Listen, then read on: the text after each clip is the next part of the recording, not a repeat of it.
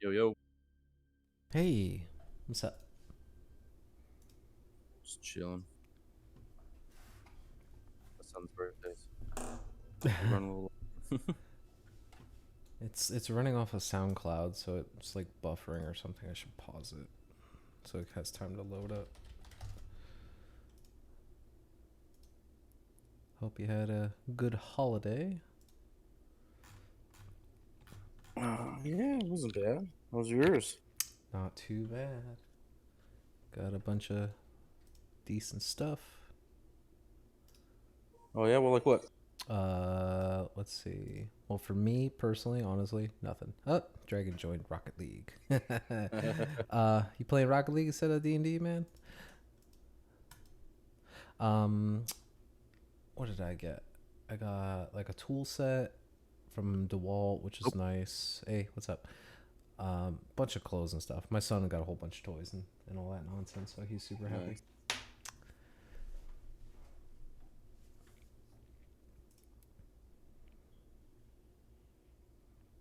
How's it going, folks? It's going great. Hey, Hey guys, can you hear me? Yes. Nice. Awesome.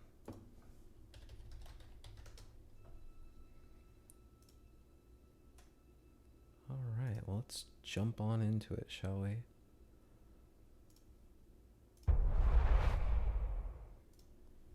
So, is there any questions before we start?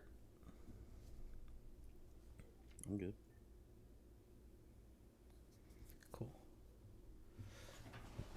So, the group of you had left off, you were in the city of Baldur's Gate, attempting to locate a underground fighting ring in order to track down the supposed location of a man named Heinrich.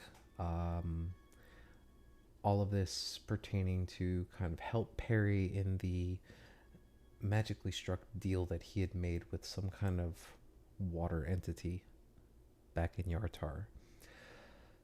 In doing so, you came across an old lady known as the Mistress, or known as Natalia, from the Splurging Sturgeon, who sent you off into the upper city of Baldur's Gate to investigate a rather strange bathhouse.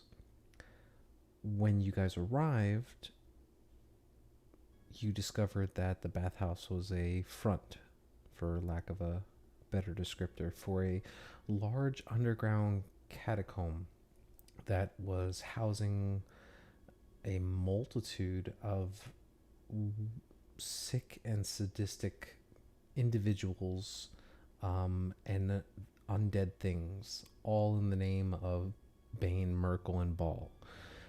You guys have been trekking through this enormous underground cavern system and came across two prisoners. One was a female tiefling named Vendita, and another one was an older woman, florist named. Let me pull her name back up. Nebra. And through a bit of struggle and a bit of injury, you guys managed to subdue a large number of these cultists that were here within this chamber, and you had found a moment to catch your breath now that the battle had subsided. It's been quite a while since you guys have been down here, just slowly trekking through. But Nebra insists over to Tizio that there is a secret passage or chamber that leads beyond within the walls. And Tizio had convinced her to take the lead and show him and the rest of your group where that was. And that's kind of where we picked up, where you were all kind of gathering your thoughts, looking amongst the corpses around you.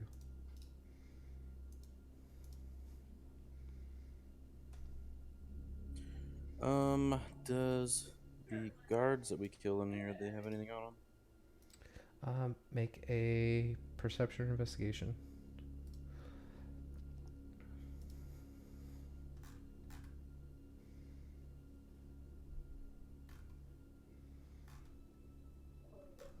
Okay. Give me 1 second.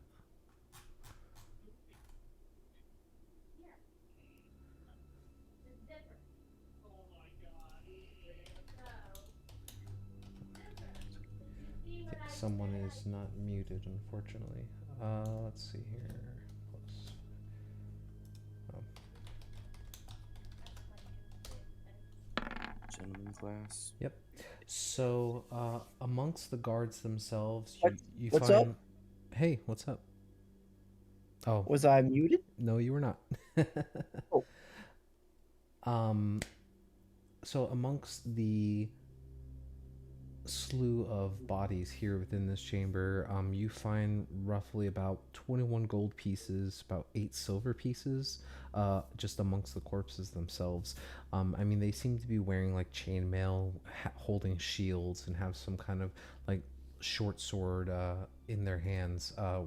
Two of them had long bows, but they're now kind of like tossed onto the ground, collectible and usable if you wanted. They each seem to be wearing symbols dedicated to Merkel. But apart from that, you don't find anything of like severe interest.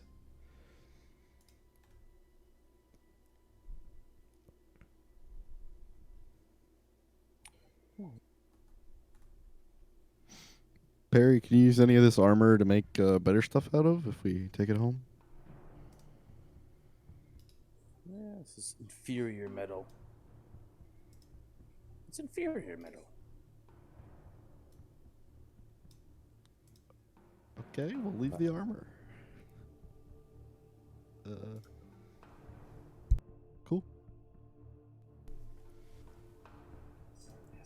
Nothing. There doesn't seem to be any evidence on them. Let's see. Maybe I'm delirious from my wounds.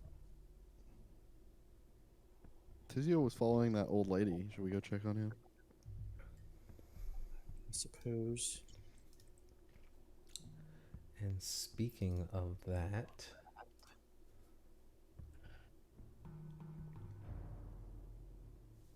give me 1 second.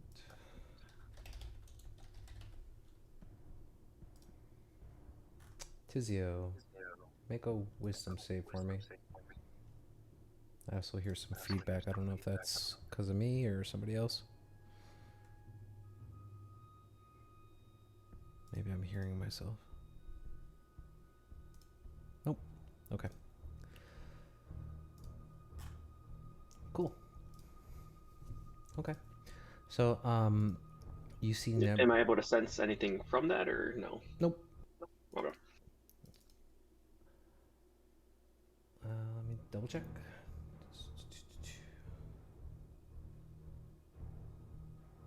Yep, no, you don't notice anything.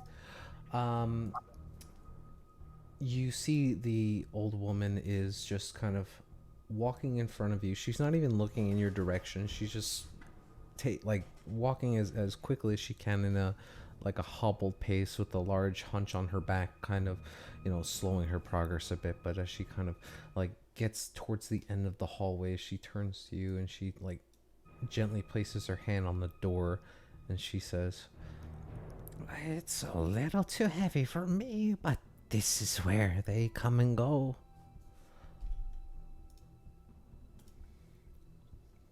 And she kind of steps to the side a little bit. Do I see like any scratches on the floor, like it indicates like it's supposed to be pulled? Sure, make a perception check or investigation, your choice.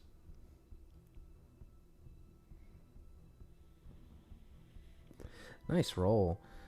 Yeah, taking a real good glance at the wall here, it seems to be pretty flush with the surrounding stone, that same rough sandpaper-like texture, and then, slick in a few places where the moisture of the air has been kind of dripping and pooling in the floor and things like that. But you do happen to see along the bottom there appears to be some rough scratch marks as if the door gets pushed in or something, or the wall, I should say, gets pushed inward. I'm gonna, still keeping my eye on her, kind of ready in an attack. I'm just gonna shout back. If you guys are done dancing over there, I got a secret door over here. Yeah, dancing. Is it to your Smell heart? blood. I'm just kidding. Let's go. Sure. So yeah, quick enough, you guys all gather into that hallway, and you can see that Vendita is just kind of like lumbering in the back behind you guys. The blood-soaked tunic that she wears still a mangled mess, and she's just carefully walking behind the group of you and just trying to stay as far back and safe as possible. Tizio kind of like points out the door or the secret passage that's kind of in front of you, and what do you guys do?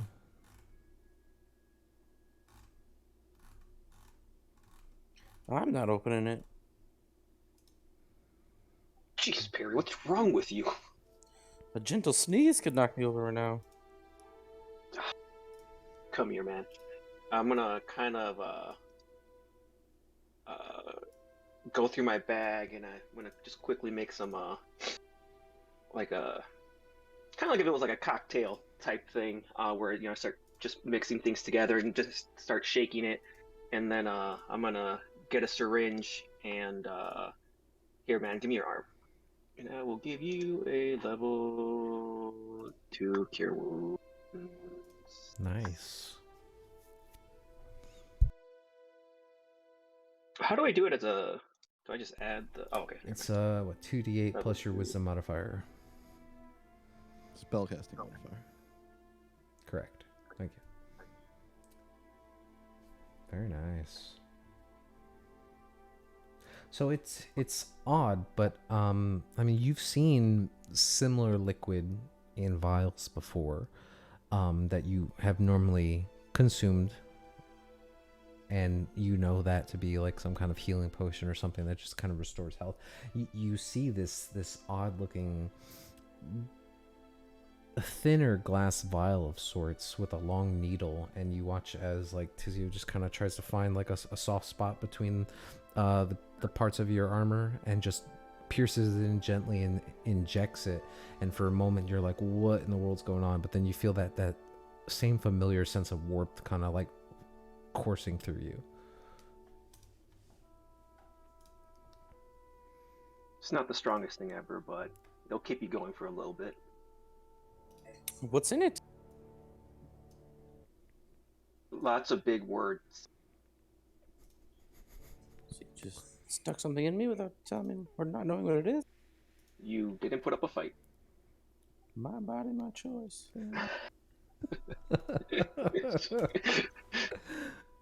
Oh man. Anyways, yeah. Feel much better now.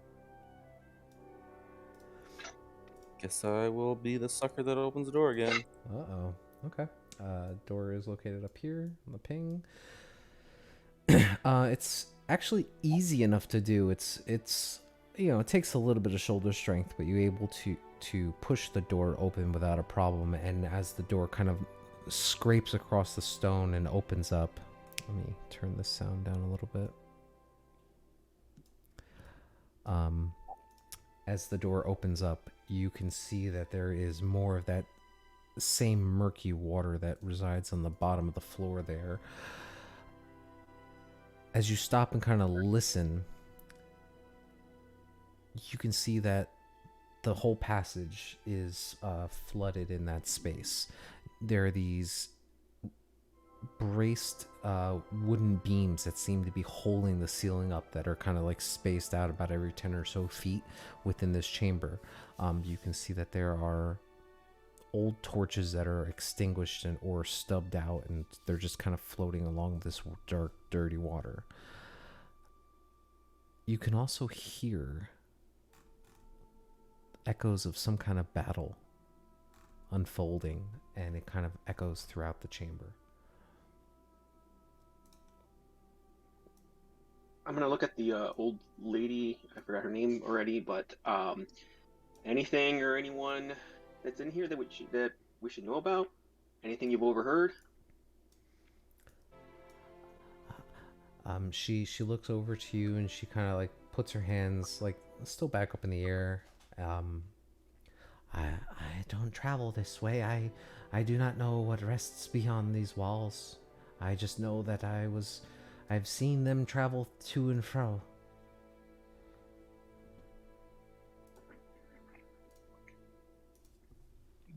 How many people would you say do you think are in there based on the things you've seen? She kind of scowls a little bit as if trying to think. There are dozens who walk through these halls. I try not to make eye contact with them, lest incur their wrath or spiteful vengeance.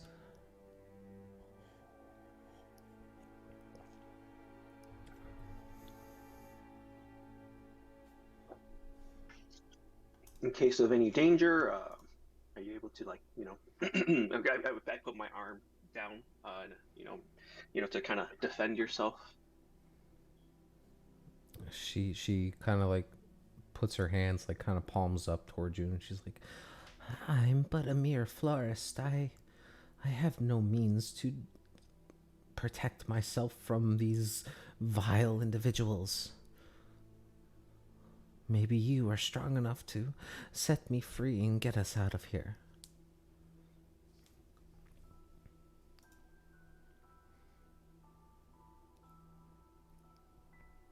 Heard that, Ellis? She thinks I'm stronger than you.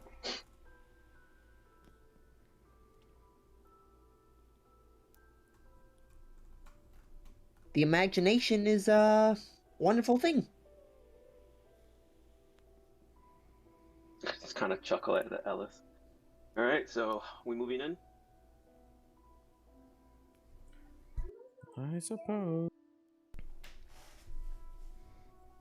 Moving in slowly. Okay. Yeah, and with your guys' dark vision, I mean, you can see that it is a little hard to kind of like traverse through here. The water, it goes up to about, knee height or so for most of you. Perry, it's a little deeper for you. It is completely dark in here, but you do see the similar stone structure that surrounds the walls here. The ceilings go up to about 8 or 10 feet or so, and you can see these thick wooden like 2x4s that kind of brace the ceiling in like 10-foot intervals. You can still hear what sounds like the scraping of metal and shouting off in the distance.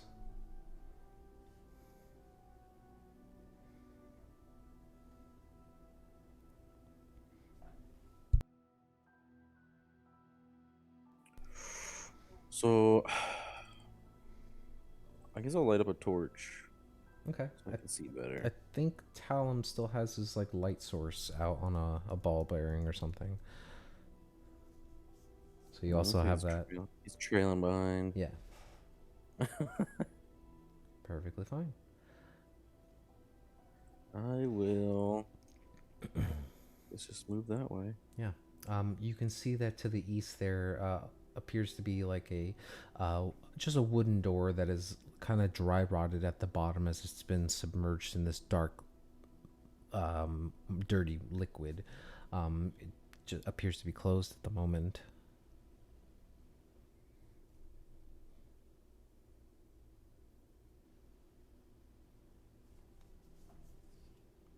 I'll open it. You kind of like reach down for the handle and you turn it and it turns freely, but it feels stuck.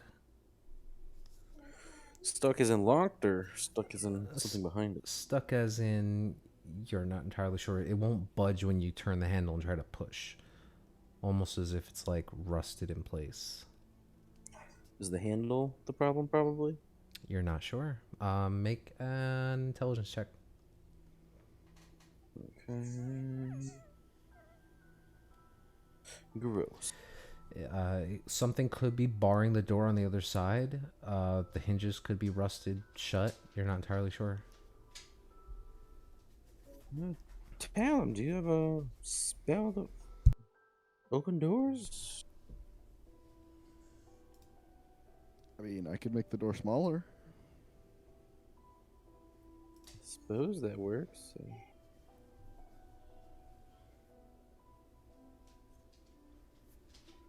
Can I tell whether the fighting is coming from that door or down the little hall here? I guess. Make a perception check.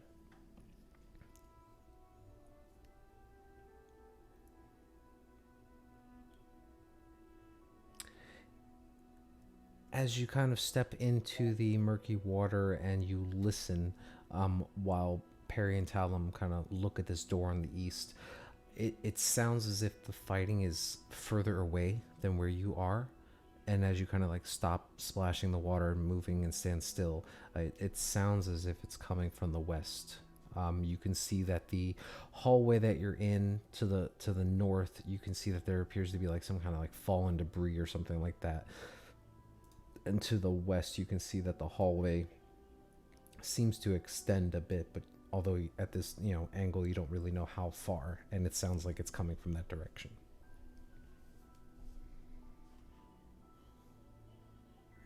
Can I spend a minute mending the handle of the door? Sure. See if that helps.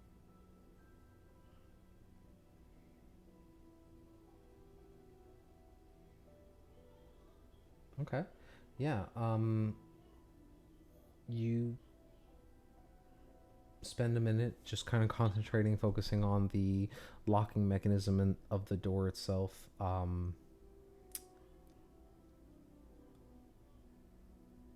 You get the sense that you have casted mending on the door, but after taking the time to repair any rust or anything that you might think is on the door handle itself, you kind of get the sense that with it still not budging, it might be the hinges on the opposite side that are stopping it from opening inward.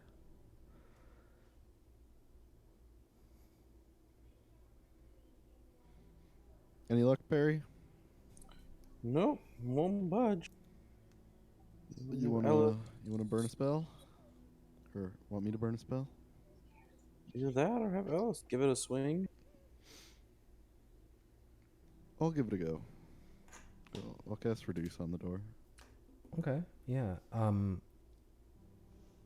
With that, you watch as you hear the faint creaking of metal, and then like these two loud like popping sounds, like almost like springs that snapped or something, and then you see the door begin to slowly shrink, and then once it starts to retract from the walls that support it in place, it just kind of falls backward into the water, revealing a smaller chamber beyond.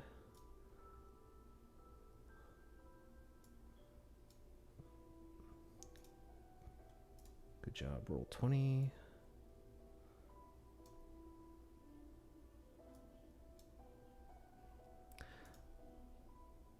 Within this chamber, you can see that there are various bottles that are kind of like floating within the water. There appear to be a few torches that are just also buoyantly floating around. You can see that a portion of the wall seems to have collapsed in at some point. It appears to be maybe some kind of old wine cellar. Give it a look over, see if anything's Sure, make hiding a around. perception or investigation.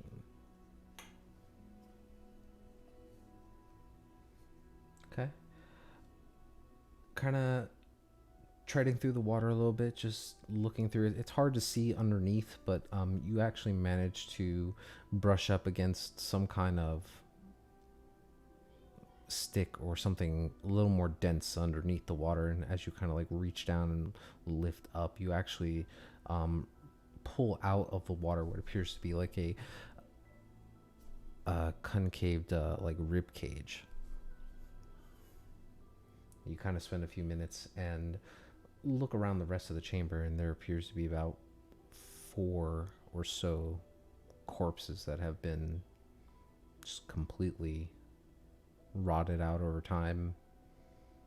They just appear to be bones now scattered amongst the rest of the debris. No shortage of death in this hole. These tunnels. A terrible use to put a wine cellar too.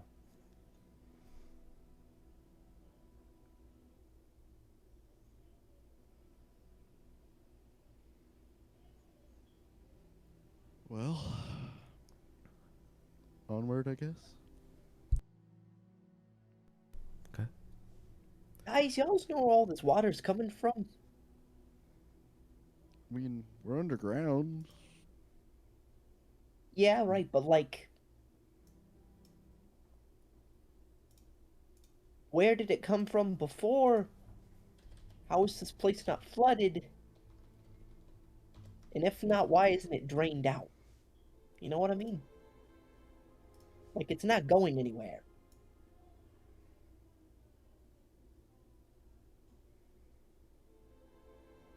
Has the water been flowing or has it been stagnant? It's been stagnant for most of the portions of the rooms that you have looked in.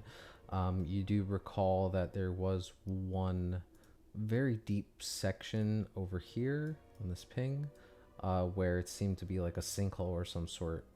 And you guys had guessed that maybe water was pulling up from there somehow. Keep pinging that again. I was zoomed out. Yep. 1 second. So, yep. right Okay. there. Yeah. But as you guys kind of round the corner here, listening in on the sounds of this clashing of swords or sorts, you can see. Let me reveal the chamber, and then we will continue on.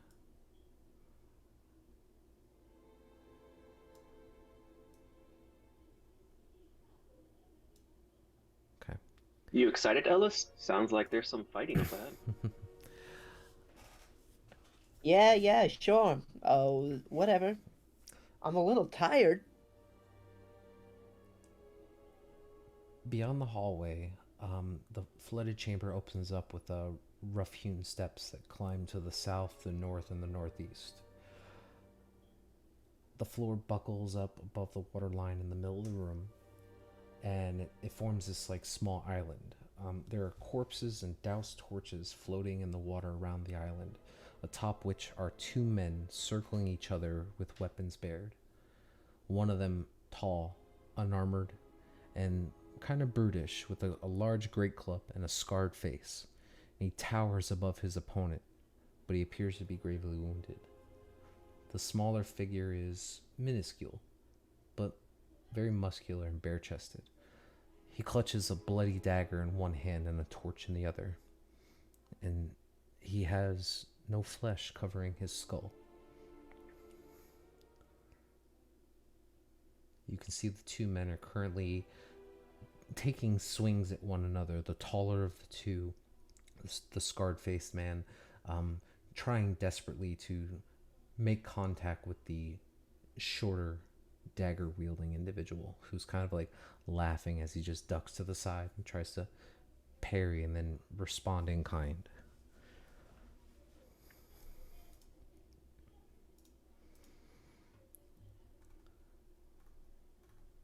There's a brief pause in the fighting, and as you guys kind of slowly start making your way closer, the two of them stop fighting, and they both seem to look at you.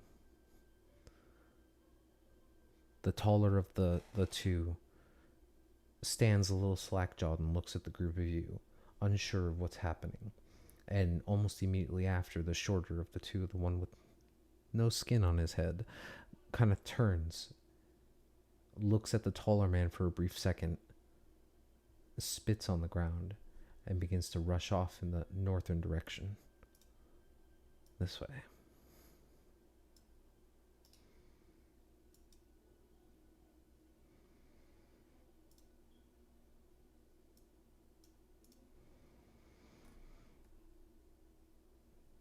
What do you guys do?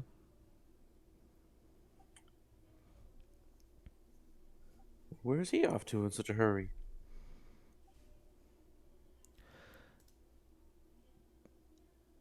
You can see there's a bit of a sigh of relief on the larger man's face as he tries to steady himself upon his great club. Like you can see that there are several deep cuts onto the sides of his torso, and blood has been spilled onto the upturned small island that he stands on. He looks at the group of you and he says, "Well, I don't know where you've come from, but I must say you've saved my life just now. Who are you?" Just some sewer rats on our way through. What were you two fighting about? The name's Mortlock. Mortlock Van Thamper. I was betrayed here. These What did you say? Your name's John? It's I'm just kidding. he glares at you, Ellis, but he responds once more and says, "It's Mortlock. I was betrayed. These assassins conspired with my brothers to kill me. If you hadn't come along, I'd be dead now."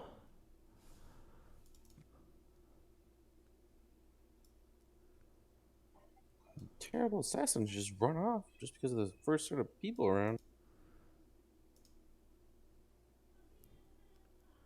Clearly, he was outnumbered. It makes sense for him not to stick around. I wouldn't want to stay in one place when I see strangers coming out of nowhere. What brings you into these tunnels? Well, given a purpose, I'm not sure we're privy to just tell everybody we meet. We're not here to kill you, if that's what you're worried about. Make a persuasion check. Yeah, you have, Tizia.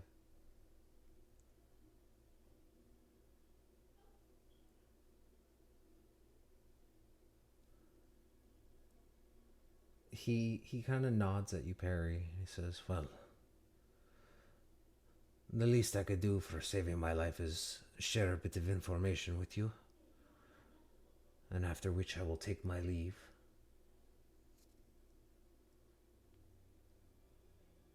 My family, the Van Dampers, they are one of the dukes here within Baldur's Gate. My mother, Talarma, she has been working with the Dead Three cultists to summon a monstrosity to use in the fighting pits. Talarma is trying to secure a victory in order to sway the upper class into making her the next Grand Duke.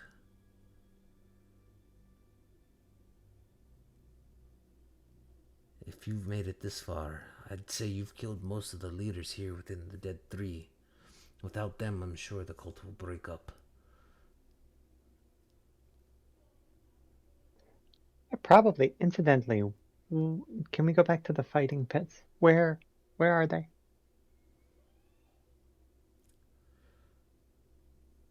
The Fighting Pits is an underground facility. It's run by this old crone named Natalia.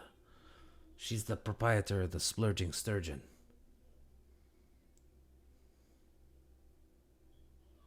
My mother, she's one of the Council of Four. They are the governors here in Baldur's Gate. Her thirst for power is pretty unquenchable.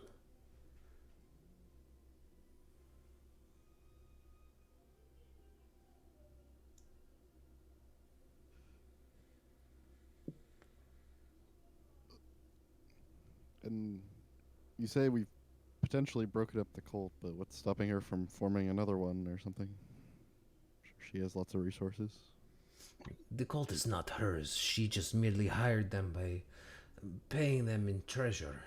And you watch as he points to the southeast, up to the stone stairs that are there. That's where they keep most of their treasure. It's quite nearby here. I have no desire to take any of it. But, as I said, Dalarma, she did not create them. She doesn't support their ideals, just a means to an end. getting them to summon a monstrosity to help fight in those pits. That was her only goal. I was sent down here to check on things, only to find that my brothers had conspired to assassinate me instead. Do you need any help staying safe, or are you gonna be able to get out of here? Well, I want nothing more to do with this cursed family name. Thanks to you, I plan on leaving Baldur's Gate and never looking back. But I will say this. If my mother is successful in winning the next bloodbath, her influence of the city will surely bring its downfall. And you watch as he kind of like lifts his great club and like holds it over his shoulder. And you can see he's like holding on to his side to try to like stop the bleeding from one of the wounds on his like abdomen. If you'll permit me, I will gladly walk out of here. No questions asked. The exit is, as I'm sure you know, back the way we came. Yeah, I don't If- want to stop any, but before you go, do you know the man Henrik?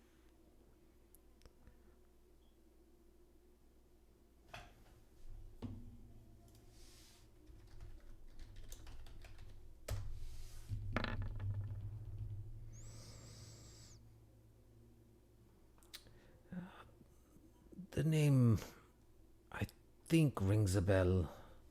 I can't be too sure. It's, I want to say I've seen a rather composed looking gentleman who's been fighting in the pits recently. But I've never met him in person. I only know that he's been one of the obstacles my mother has been trying to overcome, as he has won the last bloodbath. Henrik did? Yes, he used some strange creature which drowned his opponents. Ah, yeah, that actually makes a lot of sense, doesn't it? Yeah, I feel like they would have a lot of trouble with that particular monster. Which is why my mother conspired with these cultists to bring forth something a little more powerful. But good news for your mom, which may be bad news for the city. I think Henrik's monster is something we came here to get. He takes a long, like, deep breath. And then he exhales and he...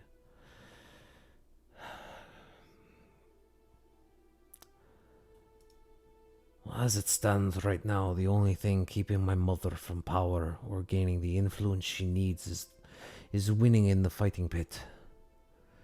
If that monster were to be removed from competing, I don't know what would stand in her way.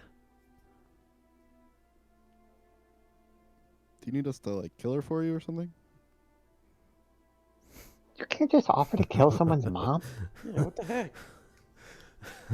Well, I mean, we have a history. Yeah, but there's a polite way to come about this. Make a persuasion check.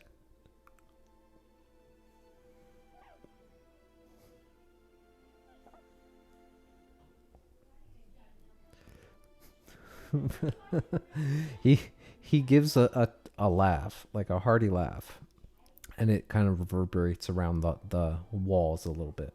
And you watch as he slowly begins to like wade into the water closer to the group of you. And he says, "Well, the offer is much appreciated. I don't think killing a duke would go over well for any of you. Namely, most of the city guard would be on the lookout for your names and your heads." Probably wouldn't be the first time. She's hungry for power, I'll give her that. But I don't think she'll stick her neck out too far to achieve her goals. She'd rather put the blame on others. Politics.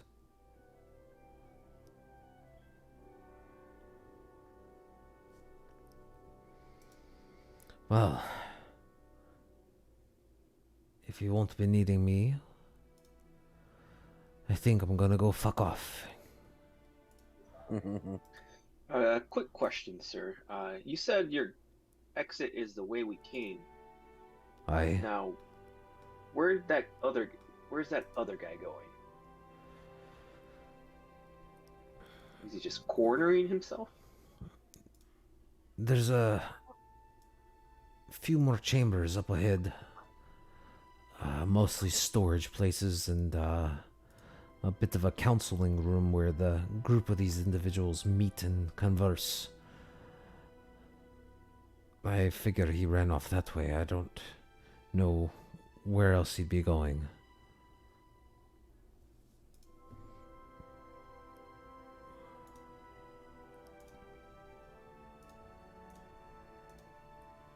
And where are you off to now after this? To find a hard, strong drink and then to find the next boat out of here. Don't worry, you won't see my face again. Well, it's a lovely face, you know, I might add. But you were able to go toe to toe with that man, or female, or whatever. If one day we may require your help for anything, anywhere we can find you. Make a persuasion check.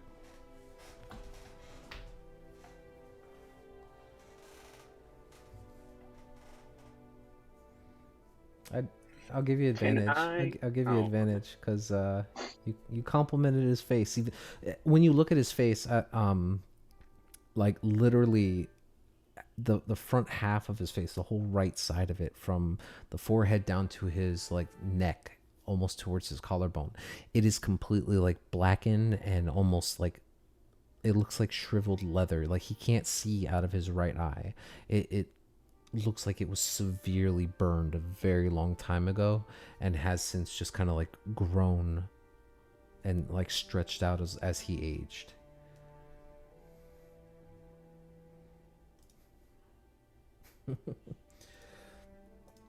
I agree with Talon. You could always come work for us in Waterdeep.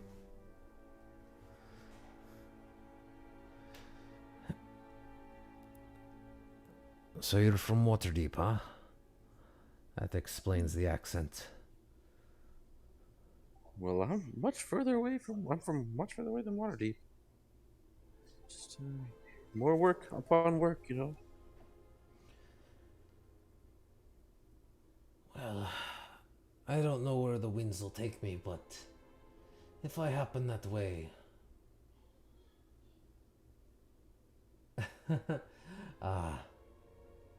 I'll see if I can stop by for a drink. Where did you say you were located? Waterdeep.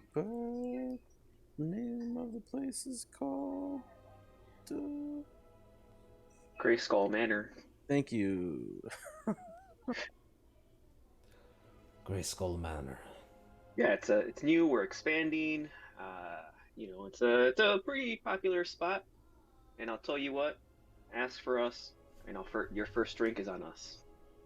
Troll Skull Manor. Troll Skull. There we go. I knew it wasn't Gray Skull. I was like, oh wait. Ripping from Critical Role. Shame on you. Wait, wasn't that from It's from Critical E-Man? Role.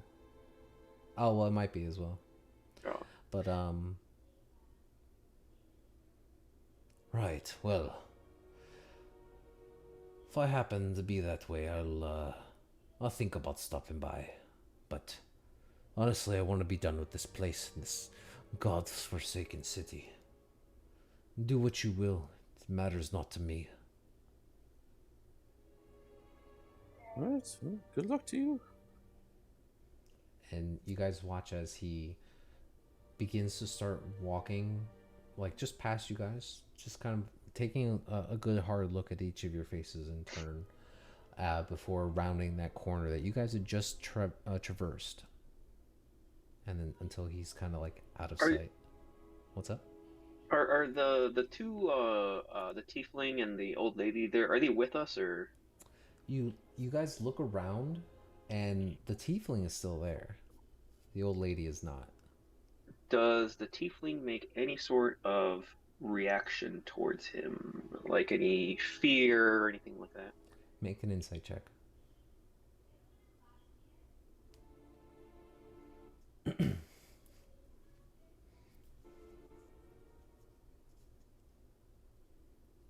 Clicked it, just waiting on it. I Mm-hmm. will do it again just in case. Sure.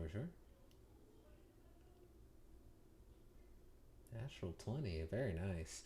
Yeah, you keep an eye on her as Mortlock passes by. She doesn't seem to recognize him. She doesn't. I mean, she backs away to give him a wide, space to pass. But you don't take that as like a sense of fear or recognition. She's trusting enough to be next to you guys because you haven't done any harm to her. But that's kind of what you gather. But in such as you're kind of looking at um, Vendita and looking for the old lady Nebra, she appears to have vanished. Yeah, who's in the rear? Ellis or Eva? That's up to you guys. Look, if you want me to scope out the rooms, I'll do it. I'm a little exhausted. Where's the old lady?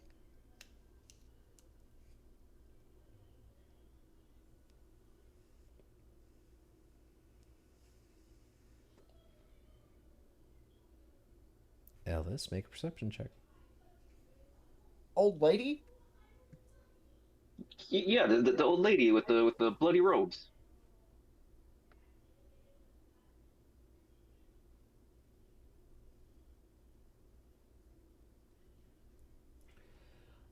You take a good glance around the group of you, and even with your dark vision, you see one female with you. You don't see any old ladies.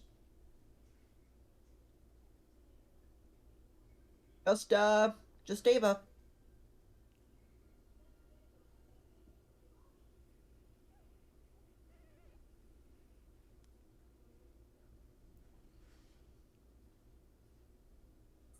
You probably No, just look. no maids over here.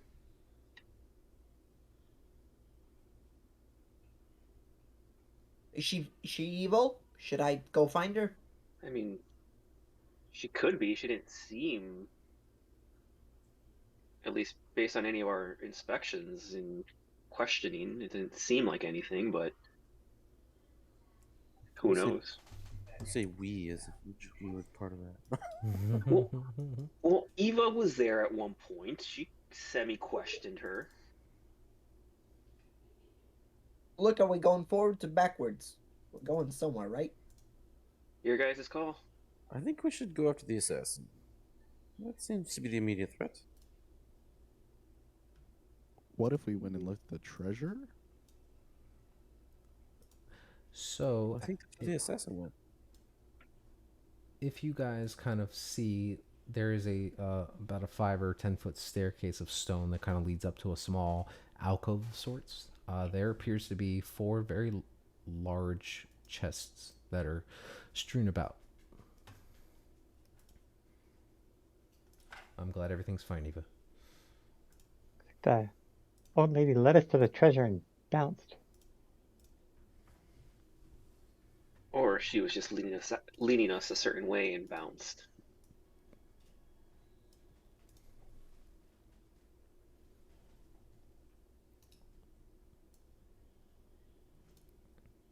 I mean, unless you guys have any way to like track her or something, we're kind of screwed. So In grand scheme of things, old lady we never met led us to a room, turned out to have treasure, not certain death. Eh, Yeah, when you say it that way.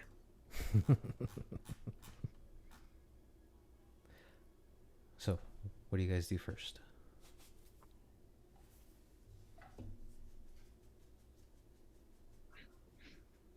I guess loot the gold, or do you guys want to hold off on it?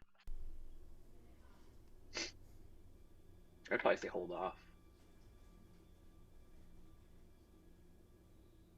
I'm gonna look up here before that assassin sneaks up on. Okay. All right. So you're going up that way? Yeah, just my little torch. Yeah, you bet. I will show you the space.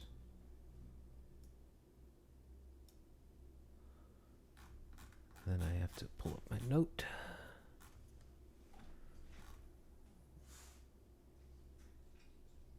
Give me 1 second. Ellis, what do you mean you're exhausted? Like you're actually tired for once? Like I'm not in the mood to fight people. Since when? Um, since about 5 minutes ago.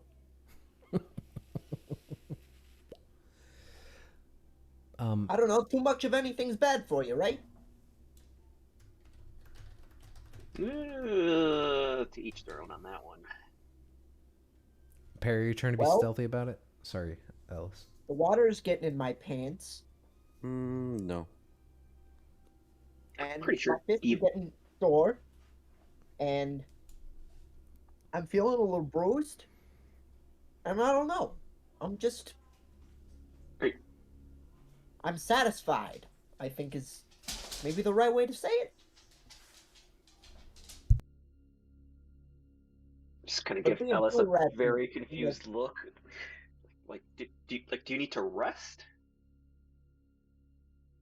I mean, and that might do the trick, but Do you need me to punch you to just kind of amp you up or something? Like, Okay, I'm gonna go I open don't the know. treasure chest. I don't know if I would. I don't know if I'd really care.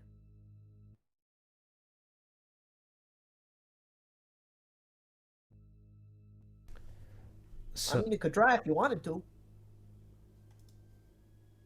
We'll grab a drink quick. okay.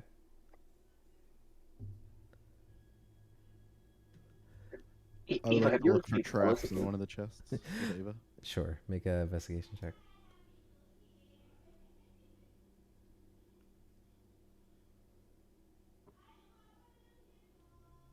Okay. Taking a look here, you do see that there are 4 very large chests. They are very ornate in design. They're made of wood, but very beautifully carved. You can actually see on the front where a lock would be. There doesn't appear to be a lock, but on the latch themselves, as you kind of get down and inspect it, they appear to have this strange symbol. Let me pull up an image. Back. Hold on.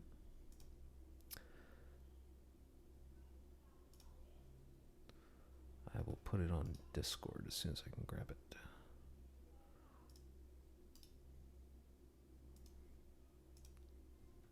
Because I don't have this in the game.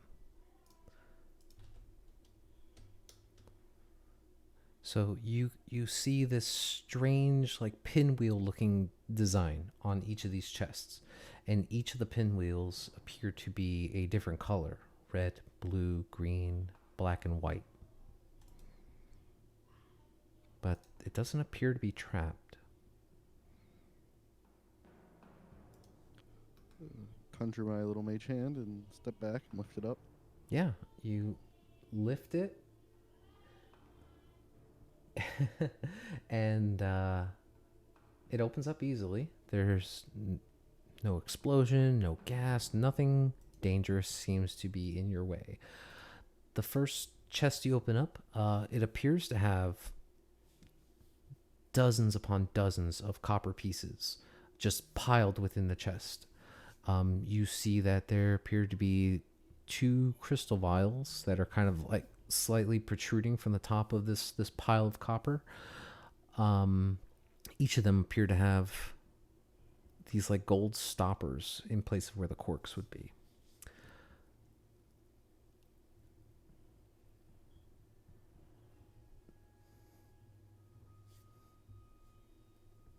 Okay. with a bunch of copper. Yeah, you're not entirely sure how much, but it appears to be thousands of pieces of copper. And then resting on top of these like piles, kind of like, like you would put a bottle of wine into ice, slid within the copper appears to be these 2 crystal vials with some kind of like red liquid inside and gold stoppers. Oh, look, it's materials for a machine. And 2 vials. Do you open up the All other right, ones? Tizio? Funny. Anyways, Eva, is Ellis okay? Never seen him this way. I don't know. I think he's just tired. I'm gonna open one of the other chests. Yeah. You open up another chest and we'll just kind of run through them. The second chest, there are these. Give me 1 second to pull up the right color for these.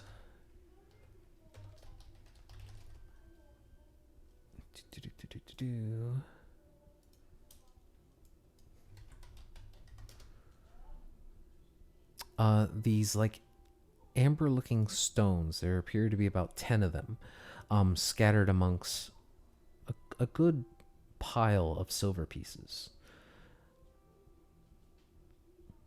So the second chest will have, instead of all copper, this one has all silver. At least 1,000 of them, if not more. You'd have to count them out to find out. And then, like I said, these 10 amber stones.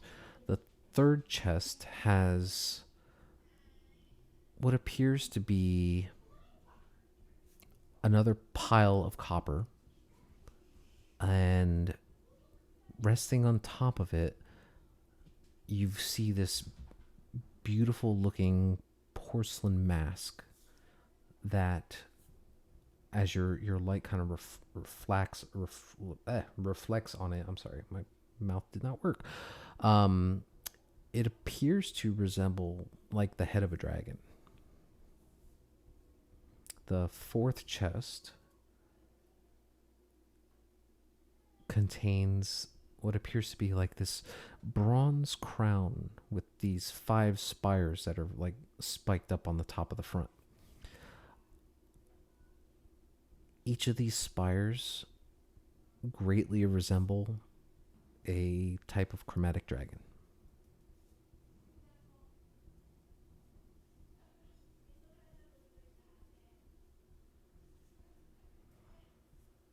And is that sitting on silver or copper? It is sitting on nothing.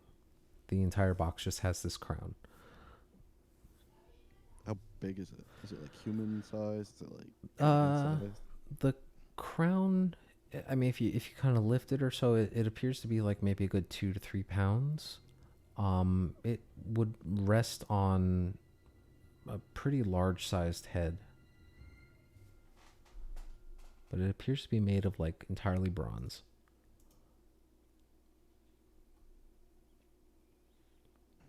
Well, we got some chromatic dragon shenanigans going on here. That dude wait, said isn't this like a temple to the death gods? this is what they were paid to try to summon that beast for that lady. Which implies some connections, I guess. Interesting.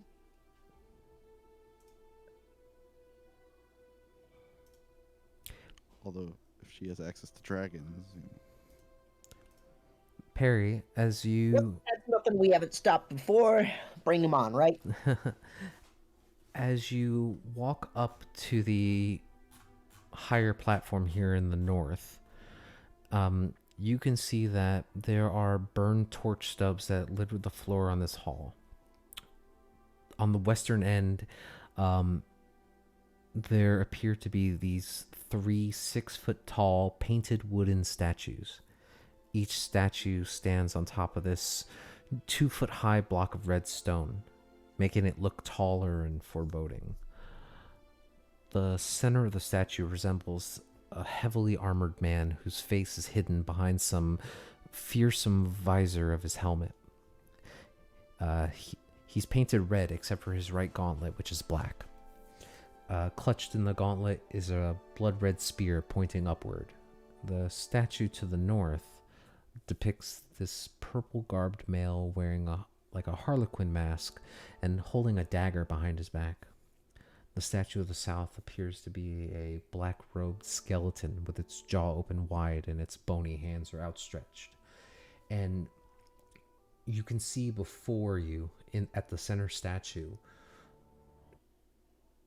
the bald, like skinless-headed man is there on his knees facing the statue. Make a perception check.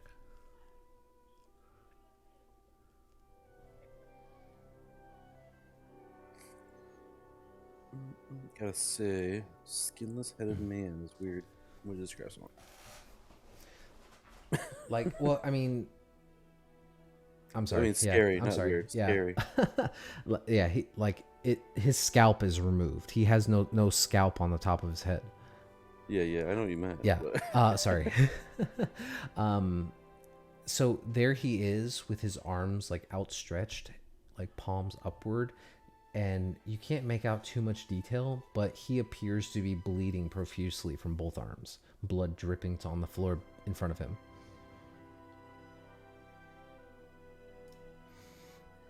So I will approach him cautiously. Look, there's no reason to die today. If you cooperate, I can assure you'll survive. Without turning around, he just chuckles and continues to look up. Let me get back to this. Skip that. He continues to chuckle and look upward.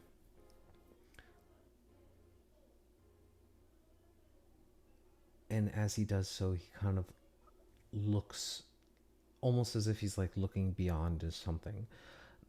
The torch that he had in his hand, you can see it's kind of tossed to the side. It's like barely burning a flicker now. Praise Baal, the destroyer of worlds. Bring forth that which we need to destroy our enemies. Take my life force and use it to your will. And with that, you can feel it first. And each of you in the other chamber, as you're checking this treasure, you feel it as well. The ground itself begins to shake and tremble.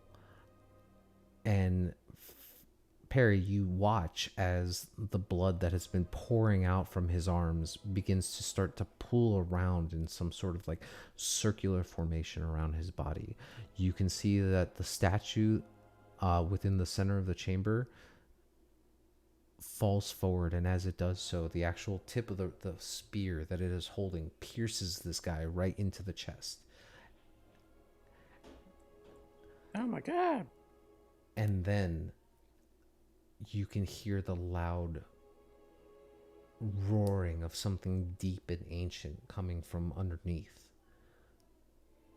And then slowly, as the blood and the mess of wood and debris that is scattered throughout this chamber, you can see that shadows begin to form around the center where his body once lay. And out from beneath it, this hulking monstrosity of a beast with dark reddish hide and spikes that are protruding from its back and its neck and its head just begins to slowly emerge, one hand after the other, as it claws its way out. I need people to roll initiative. Perry is not watching that. He's running. Yep. So you immediately started running when you saw it coming out. Yeah, as soon as I saw that. shit Okay, happen, so I we'll was, say nope. we'll say your action then before combat was just to haul ass.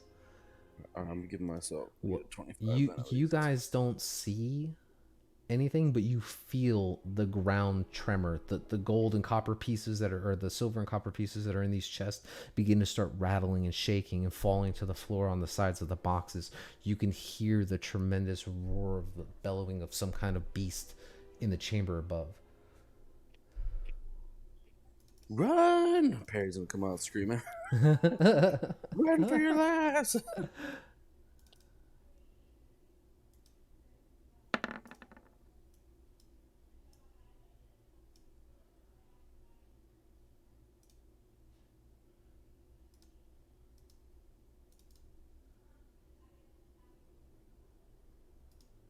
I would say each of you in a response would get one ability to do something when you heard the large ruckus.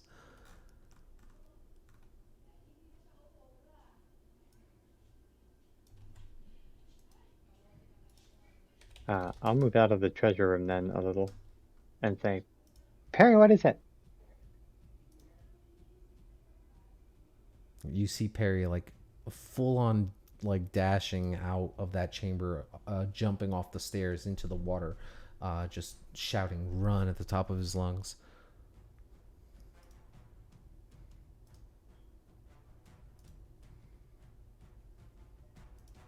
Ellis, you doing anything?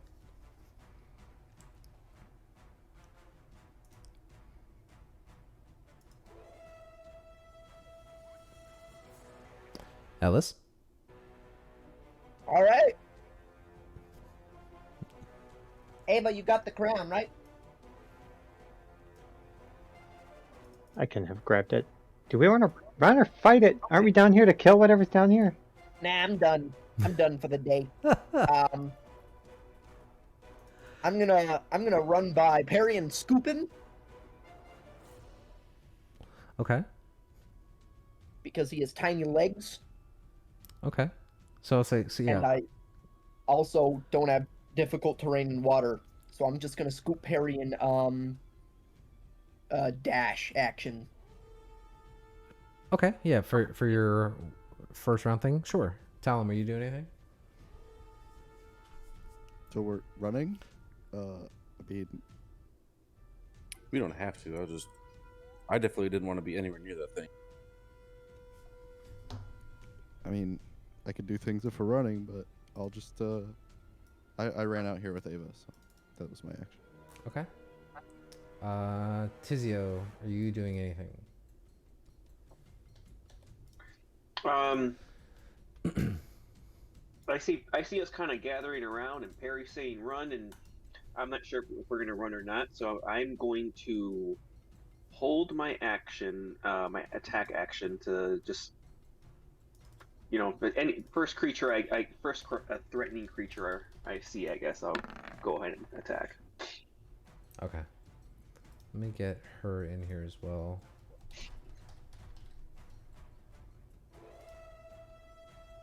And I'll just kind of say, go, go, go. Okay.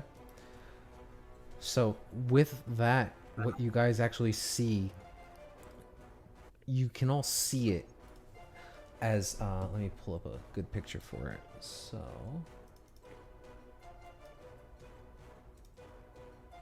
this is pretty cool looking.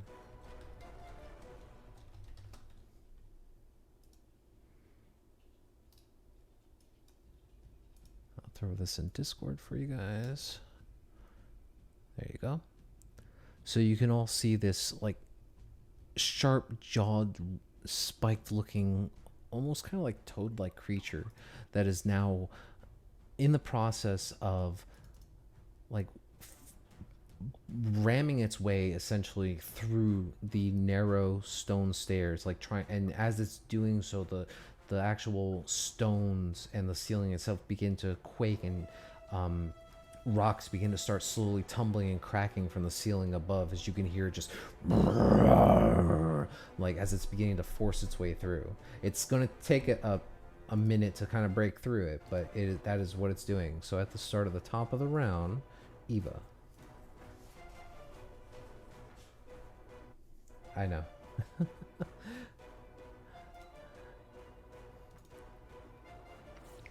I don't know if we're running or we're fighting.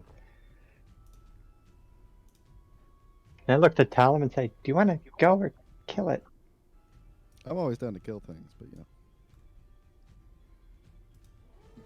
Oh hell, well I was hoping to try to. Yeah, I'm gonna turn into a giant ape now. Nice. All right. Let's see if we have the stats for that. We do.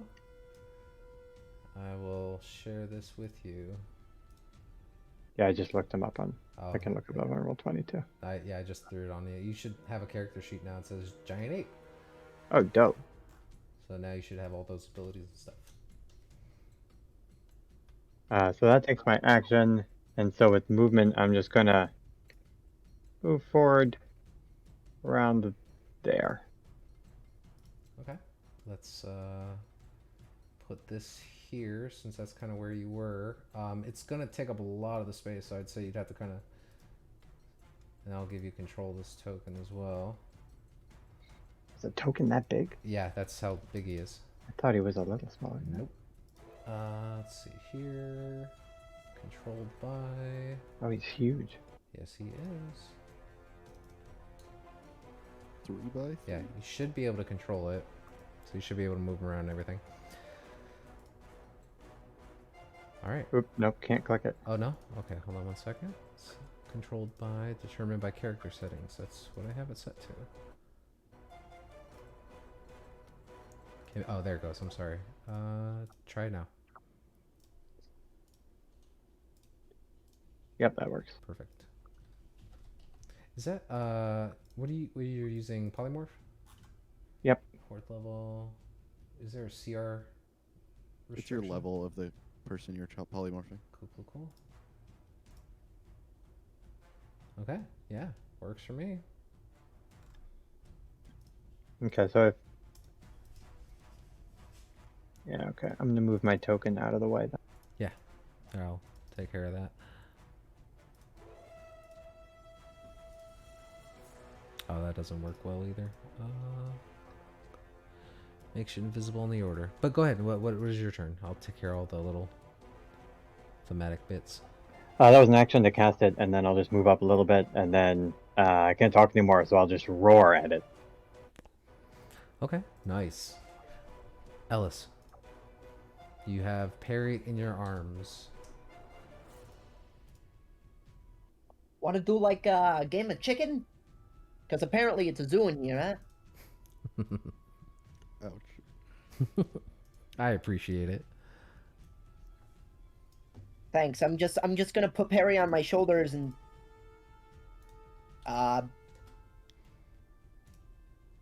walk around this way. Okay. I don't know. I don't know what people are doing. I'm tapped. So I'm just gonna watch my friends do their thing.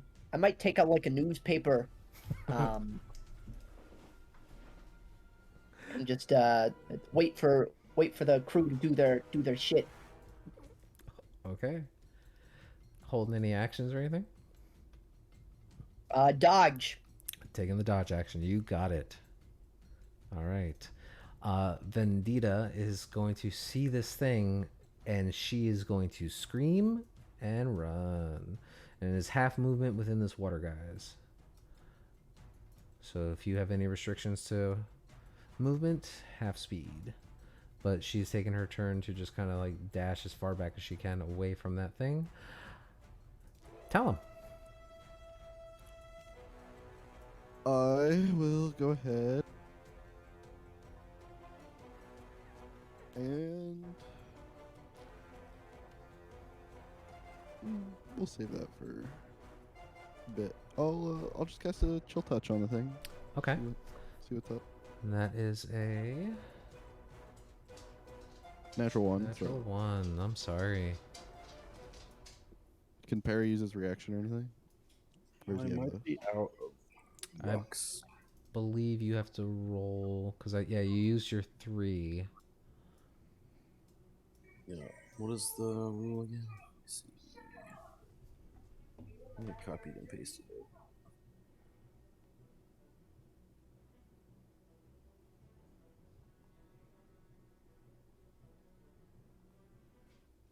All right, so Did I let's copy see. and paste it? You can assert your will a number of times equal to your proficiency bonus. Let's see. You can test fate and push beyond your limits. When you use the ability after extending its normal number of uses, the DC of the skill check increases by 1 for each additional use. So basically, you could do it. They get a +1 to their AC for you to try to hit them. If the check fails, you gain a point of exhaustion. Well, that's definitely not worth it because it's a bit. Let's do it. Let's do it. Oh, okay. So I roll again then. Yep, roll again. 25 hits. 12 damage, I guess. You got it.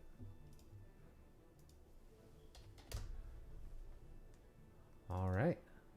Do anything else? I mean, was necrotic, right? I, I believe so. Oh, okay. Chill touch.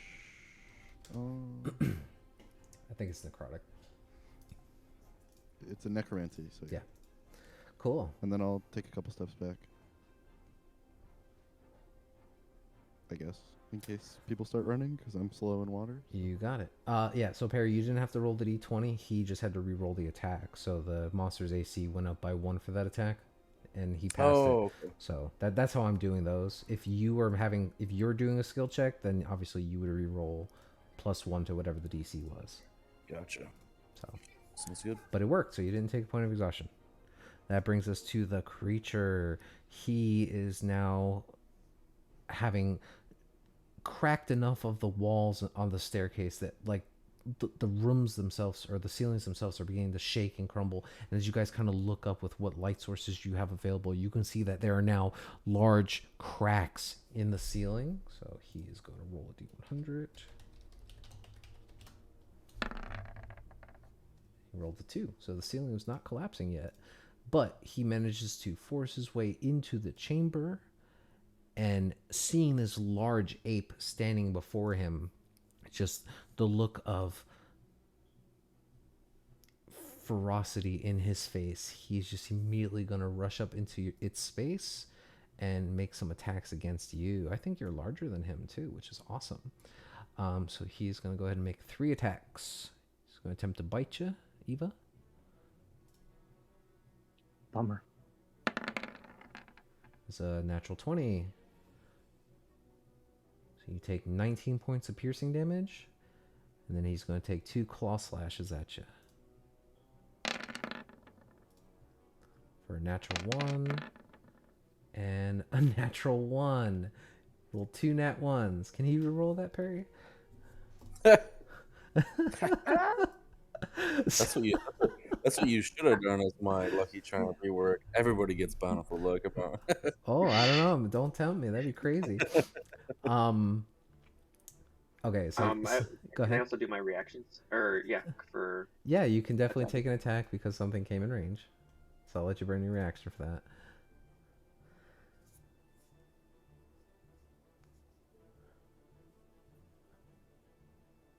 For everyone to reroll just because you're Yeah. in the presence? We'll talk about it. He's just a lucky charm for everybody. Oh, okay.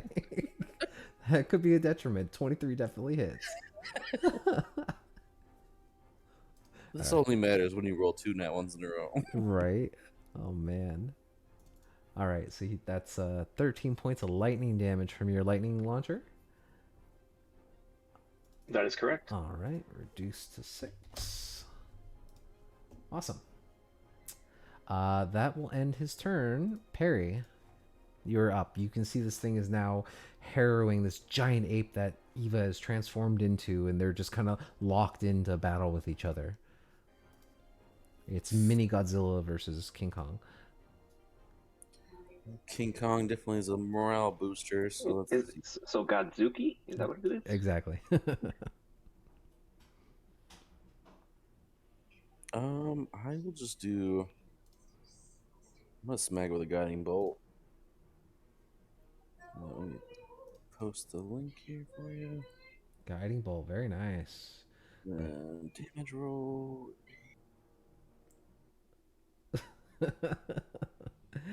15 just misses, unfortunately. No.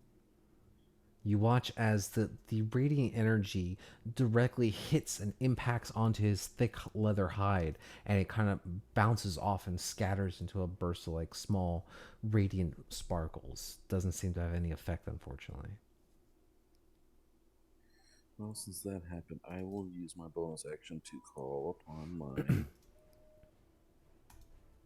Sphere Gardens? call upon Rodrin. Oh, very nice. Spirit weapon. Let me give you a token. Rodrin, bless me with your hammer.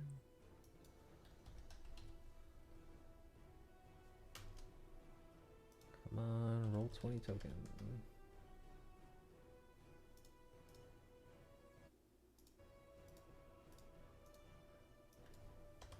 Cool. I know it's in here somewhere.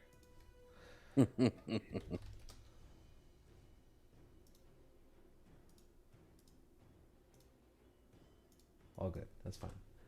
We will just make a little marker for now. I like it. And go ahead and roll for your attack. Should be there. Oh, sorry about that. Wasn't looking. 23 hits. 5 points of radiant damage to it. Very nice. Perfect. Force damage if it matters. Yeah, force damage. That works. If it matters. Why can't I click on him? Perfect. As your blessed anvil strikes down and kind of smashes into the side of his upper shoulder, you see that like one of the spikes does break off. Do anything else? That'll be it. Perfect. Okay. Tizio. Gosh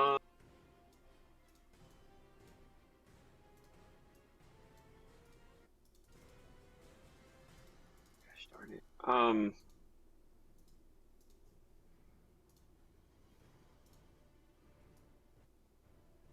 Sorry, I was going to do something and I read something else, so Oh, I'll you're hold fine. off for that for the moment.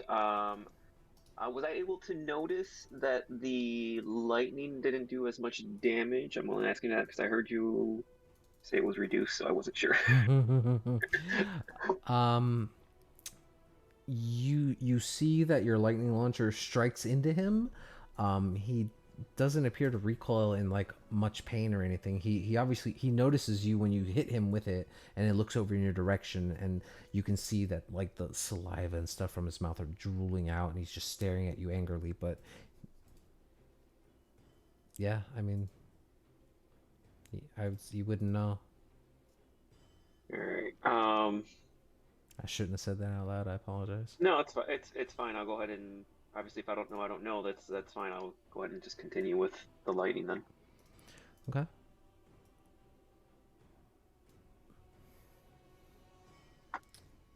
So the natural 1 will miss. The 10 will miss, unfortunately.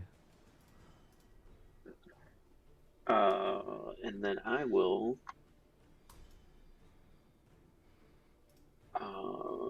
move back here. Okay.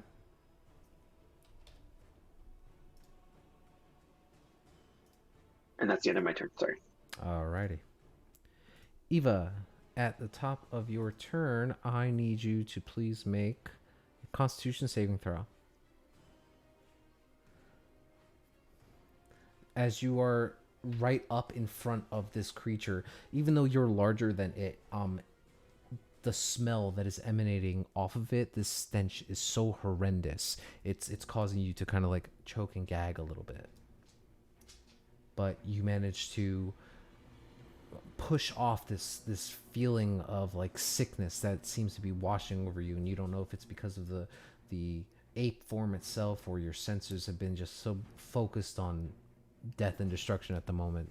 It has no effect on you. Definitely made that con save with my con instead of the ape's con, but it would have been higher, so that's fine. That's all good. So please proceed with your turn.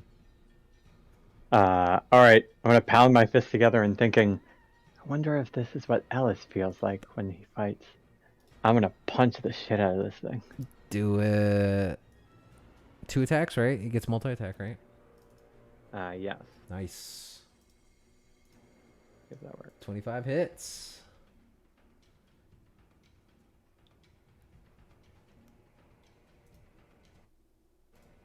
$17 hits. 17 does hit. Nice damage. Holy cow. 49. Jesus Christ, giant ape.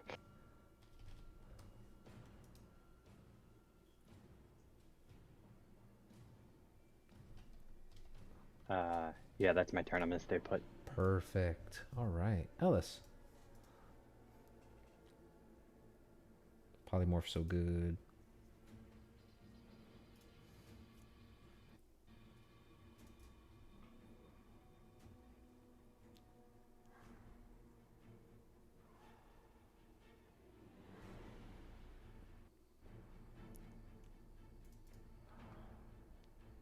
Ellis? Did we lose you? I know he's muted. Yeah. Fuck, I didn't know I was muted. Sorry, buddy. What you doing? I will start by saying, hey, would you look at that? Home Depot stocks are up 5%. That's crazy. Stuff like that just doesn't happen anymore. The economy these days. Perry, do you want to move anywhere? Nope. Perry A good spot for wants you? Perry wants to stay away from that thing.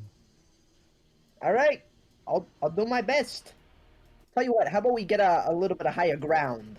Get you, a good vantage point. I will just move right here. Completely forgot I was on his shoulders when I was. Yeah, he's kind of dragging you around. All right, well, good luck up there, and I'll continue reading the newspaper. Don't you have a javelin of sorts? Or... Nope, I left my ship back in the sauna. Can I hand in my crossbow? On your turn, if you like to, as a free action, sure. So on Vendita's turn, she's just going to continue to run. She's kind of out of sight from you guys. You do not see her. She's just terrified of this thing and hauling ass. Tell him. Now that I know we're gonna stay, I will go ahead and I don't know. I'll try to cast slow on it, I guess. See if it has good wisdom. Alrighty.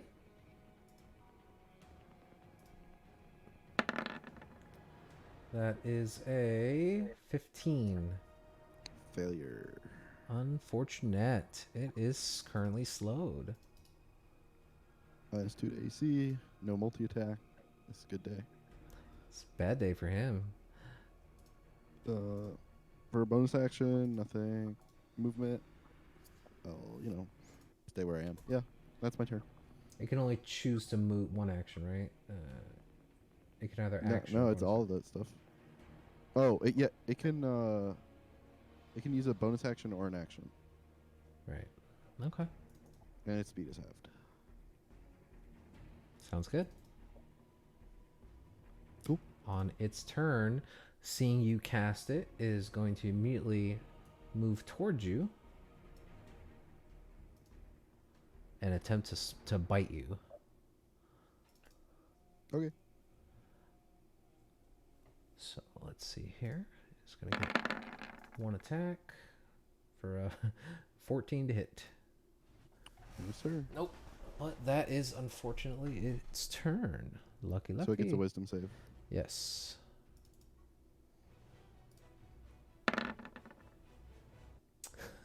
No. Still slowed.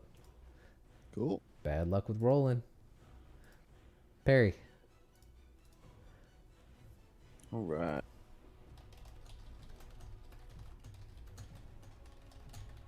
Perry's gonna go for another nasty little guiding bolt, but I'm out of onesies, so I'll go for a foursies.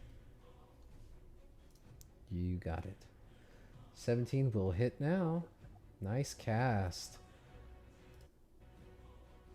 27 points of force damage. Very good. You can see that this time it actually, from the impact of this hit, it actually does let out a horrific scream, as it did take quite a bit of damage. But thankfully you are just out of the range of its stench. I might as well back up a little bit then. So you're gonna get off of Ellis? Get off me. Alrighty. Do anything else? Oh, my spiritual weapon. Go uses for it. Bonus action. Almost forgot about that. Oh my god, roll 20, please. Just work properly. Right? 9 will miss, unfortunately. So good. He has advantage. Why? Guiding bolt. Very true. You do, because guiding bolt hit. That works. Does that work for me? Yeah, because it's the next attack. Thank you, Ellis. That is a sick combo, actually, then. Oh, it's your boy. Let's go. Let's go. Shitty ass roll, though. You know. 7 more points of force damage as it just gets hammered into the back, and you see that now more spikes are being like ripped off of its hide. It is angry, and it's looking at each of you in turn to see which one it can kill the quickest. Looking at you, Tizio. No, Tizio, at the start of your turn, I need you to make a Constitution saving throw for me.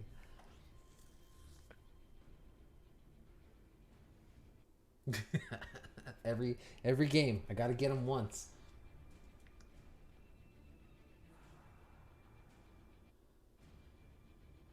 Oh, I'm sorry. I was looking at something and I That's didn't okay. realize that it was my turn yet. Constitution saving throw, please. Constitution- You are considered poisoned until the start of your next turn. What does that do for me? The poison condition gives you disadvantage on your attacks. Let me read the full thing. Disadvantage on attack rolls and ability checks. Okay. I am going to see how it still doesn't affect me. Talon, I'm pretty sure I don't have to tell you this, but you should probably run. And you said it's half movement, so 30, 5, 10, 15. That's as far as I can go, I believe, correct? Correct. And then I am going to hold my action. So as soon as Talum gets out of the way, I am going to do Fairy Fire.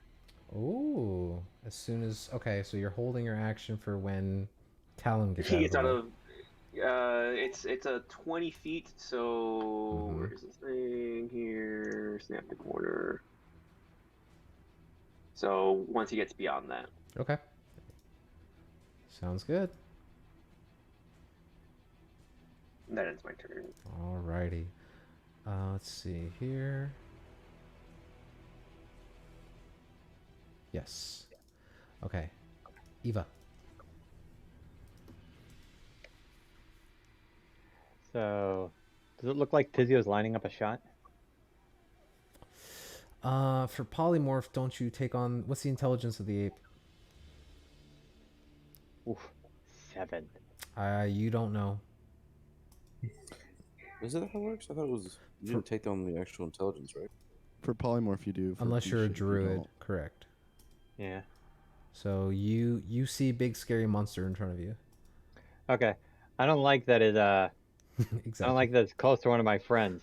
So I'm gonna try and pick it up and slam it on the ground back near the door where it started. Okay, make an athletics check versus its athletics or acrobatics.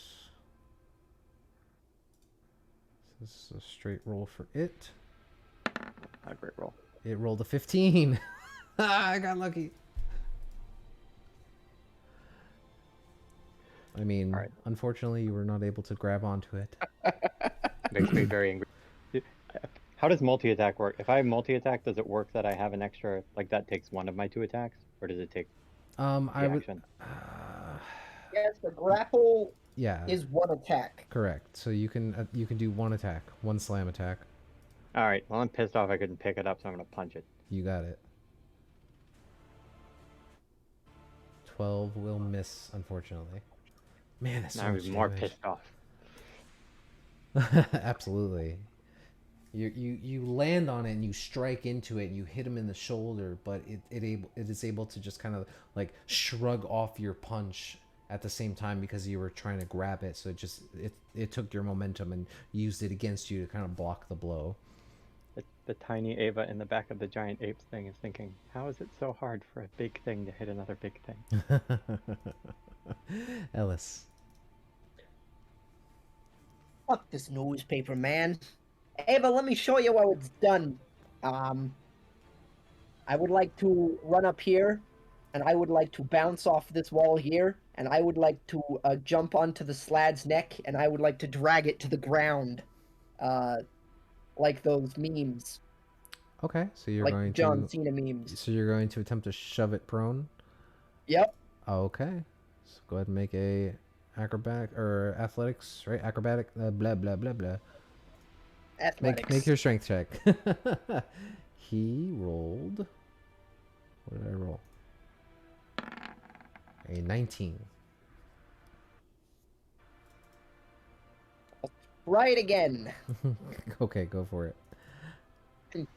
I feel like I'm like half behind him now or whatever. I'm just gonna try and pull his legs out from under him. You got it.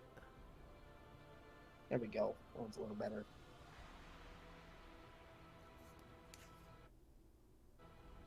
Yes, this time you definitely get him. So, you kind of like jump to try to grab onto him and shove him back, but he's such a large creature, so instead you try to like grab onto his leg and pull it out with all of your strength, and in doing so, it manages to knock him prone. Oh, what's it gonna do now? What's it gonna do?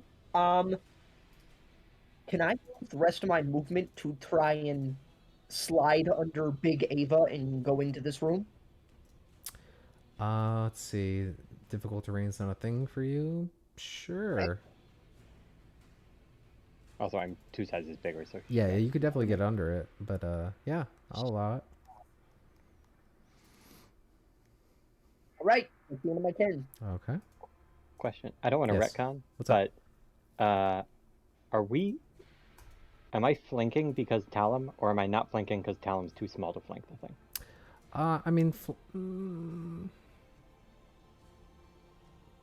technically, yes, you're flanking. You can roll again if you like. No, I don't need to retcon. I can roll advantage next time. I wasn't sure because I wasn't sure if there was a rule that As one long of the as long creatures as can be as long small. as the other person is conscious and harrowing against the monster, as long as you're base to base on both sides, I'd call it flanking. Well, Talon's Does- definitely does- conscious. I don't know if doesn't he's the number harrowing. of doesn't the number of things increase with size or whatever? So you have to have like a triple flank in order to get advantage because it's one size larger than usual. If you want to look that up, I have not read that rule, Oh, okay. so I Maybe don't, that's a house rely, but basically you can't have like medium creatures flank a large creature. Is from what I maybe that's something different. I don't know. It's a house rule regardless, so I'll just leave it up to you. as long as two creatures that are an enemy to the one you're fighting are on opposite sides, it is constantly trying to avoid both of your attacks. I would consider that flanking. So if you want to roll your slam attack again, feel free. I should have caught it then. I'll do it next time. Talon. It's prone. It is prone and slow, and I need you to make a Constitution saving throw. Awesome. You are poisoned. Till the start of your next turn. Cool. I just need to check something. Like you're.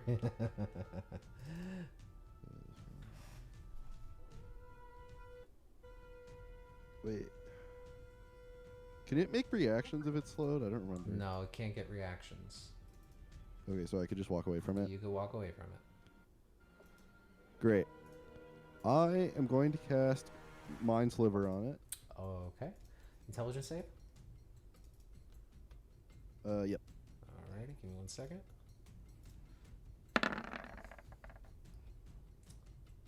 Fails.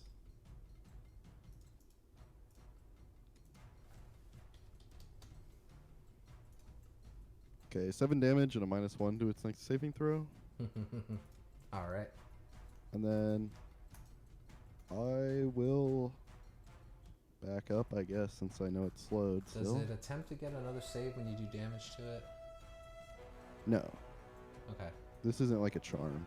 You got it. It's just each of its turns. Yep, I see it. Alright. So 1, 2, 3. You got it. And I don't know if that's far enough for Tizio's thing, but It is. You're out of range. It is. So it needs to make a dexterity saving throw, right? And I want to say it's a disadvantage because it's Yeah. prone and a -1. 'cause of talent. Disadvantage does not affect it for being prone, but it does get a -1. But isn't it for Dex? I thought if you were prone, you get a No, disadvantage. he gets a -2 because of slow, but a stun is automatic fail on Dex. Restrained is also disadvantage, but prone doesn't do anything. Correct. Yeah, Gotcha. it's Okay. -2 from slow and -1 from mind sliver, but it's not disadvantage. It fails. Eva, I So- need you to make a dexterity saving throw. We have permanent advantage against it. For For your For- fairy fire. for- She's within range. she's not within range. It's a 20-foot. Yeah, she's a giant ape. She's definitely within 20 feet. I'm pretty. I would have done it not necessarily on it. That's why I was waiting for Talum to get rid. Yeah. I see. Yeah, Essentially- there's no way to hit it and not tell him and not me. Yeah, you have to hit it. You have to Hit me, cover most whatever. of it with the square. Dude, the giant ape's AC is 12. He's getting hit by anything anyway. Roll that dex save. Woo! Well, I'm glowing. Because I thought I could just do like this area here essentially. You're not even touching it there. Well, no, like I mean like like this area type thing. Oh, you could do that. Probably. Yeah, that's why where it's just him in that 20-foot. Sure. I will allow it. You're just Does this trying, mean I'm you're not trying growing to- purple? No, you're not glowing purple. Sad. So then I'm just gonna say, get him, Eva. And then I'm going to proceed to continue to run away. Okay. Well, So 5, 10, 15? Can I do that or would it be here? 5, 10, 15. Where were you? Here? So here. So I was there. I'm not sure if I can go diagonally here or not. No, not around that corner. Wait, how are you moving? It's not your turn. It was. Oh no, it's not. Oh, yeah. no, it wasn't actually. He's right. Yeah. It wasn't. It was a reaction. Yep, very true. Thank you for catching that. Well, at the start of its turn, it will use half of its movement to stand up. Not a problem. Honestly, it is just not happy with what's going on here. It doesn't want to fucking deal with the ape, and it sees the smaller prey. Give me 1 second.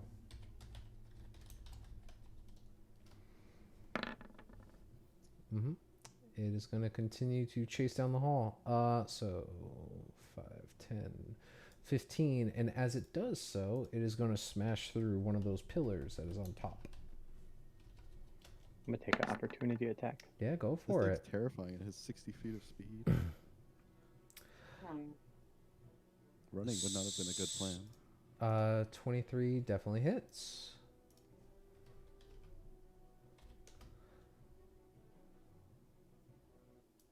And then with that, with this pillar collapsing, I need Talum Tizio to make dexterity saving throws.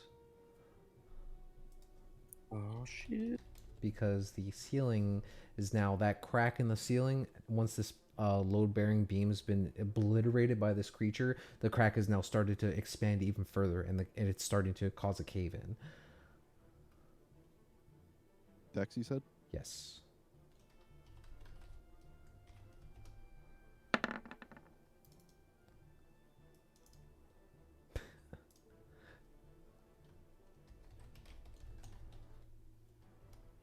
Dude, yeah, you guys are rolling so good.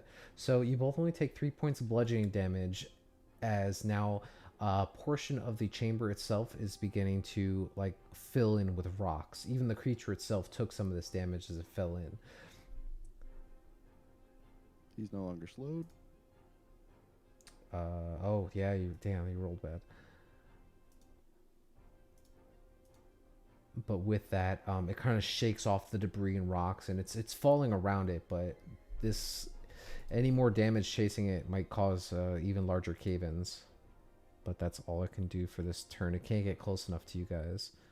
Let me see if it can do anything else. I don't think so. Nope, it's not close enough. Yeah, parry. All right.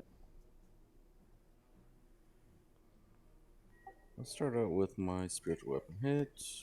The first, make it closer. Yep, you can move it up 20 feet. I don't have that. Yeah, Control. it won't let me give you control. Sorry, I have to get the right token on there. I could just make it myself. It's fine. So If it you is have any there. movement, you should try to get it on the other side of it. That way, if it runs down the hallway more. It doesn't get opportunity attacks. No, but he doesn't have to move it as much next turn. Mm. I'm sure why not. Whatever.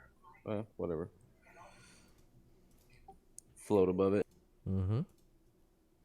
I guess I can just do another guiding bolt. Up to you. Yes, You get advantage because of fairy fire. Nice. Let's see. I need Tizio. I need you to actually make a Constitution saving throw.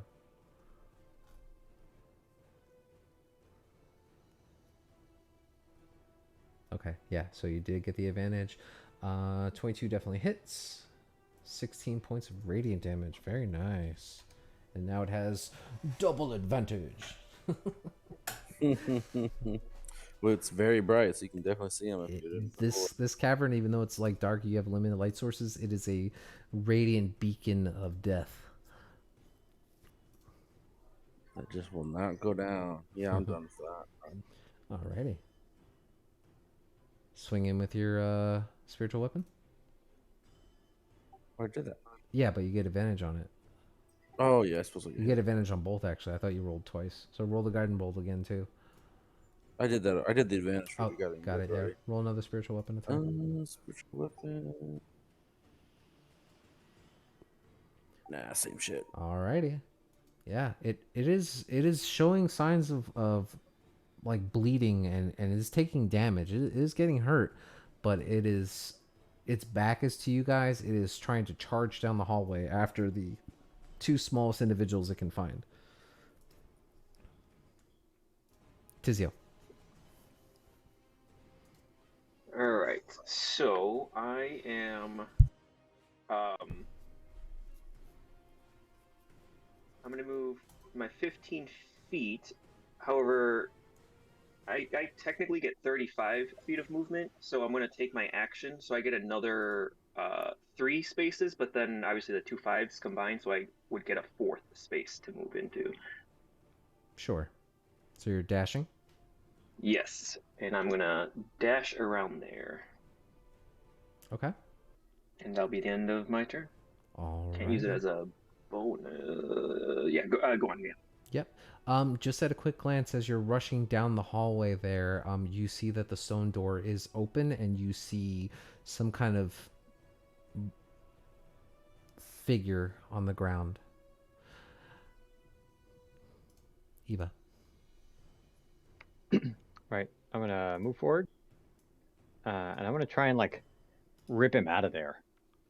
To pull him back? Okay, yeah. Yeah, I I'm gonna like try and it. grapple him and stick him back between me and Ellis again. Go for it. With advantage, I'd say.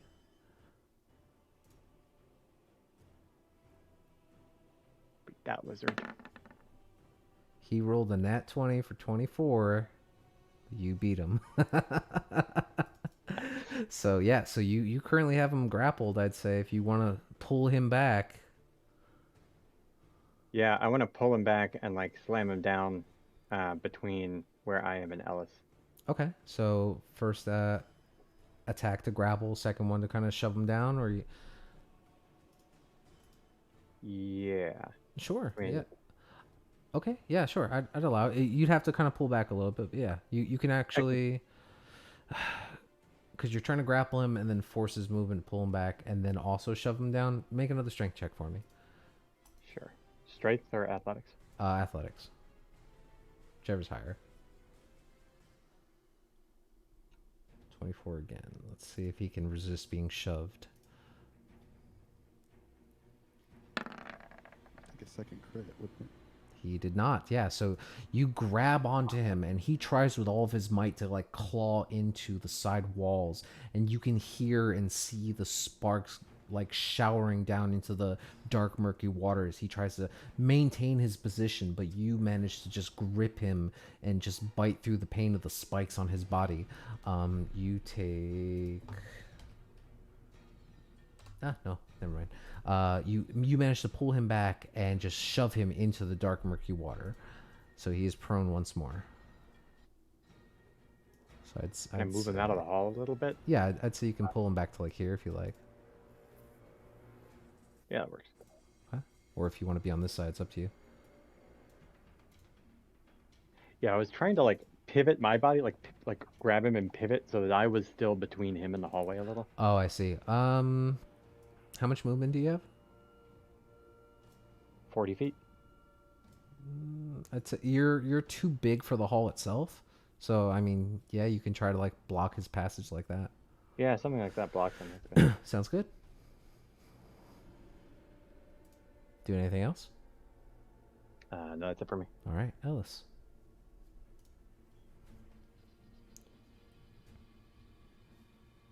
I guess I will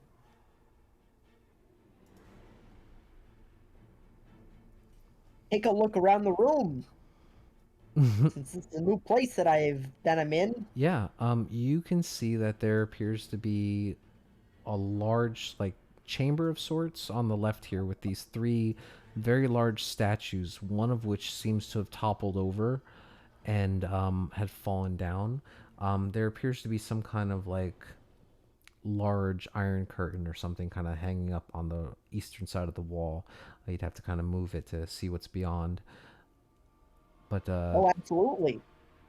okay, yeah. This is where only the highest of priests go, and I'm clearly qualified.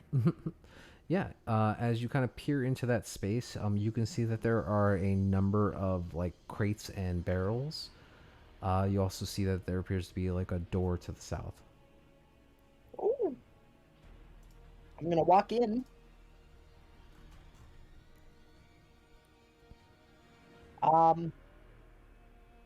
Can I open a crate, see what's inside? Sure. You can see that there are about 6 crates in total, just on a quick glance. A lot of them have packing straw within them.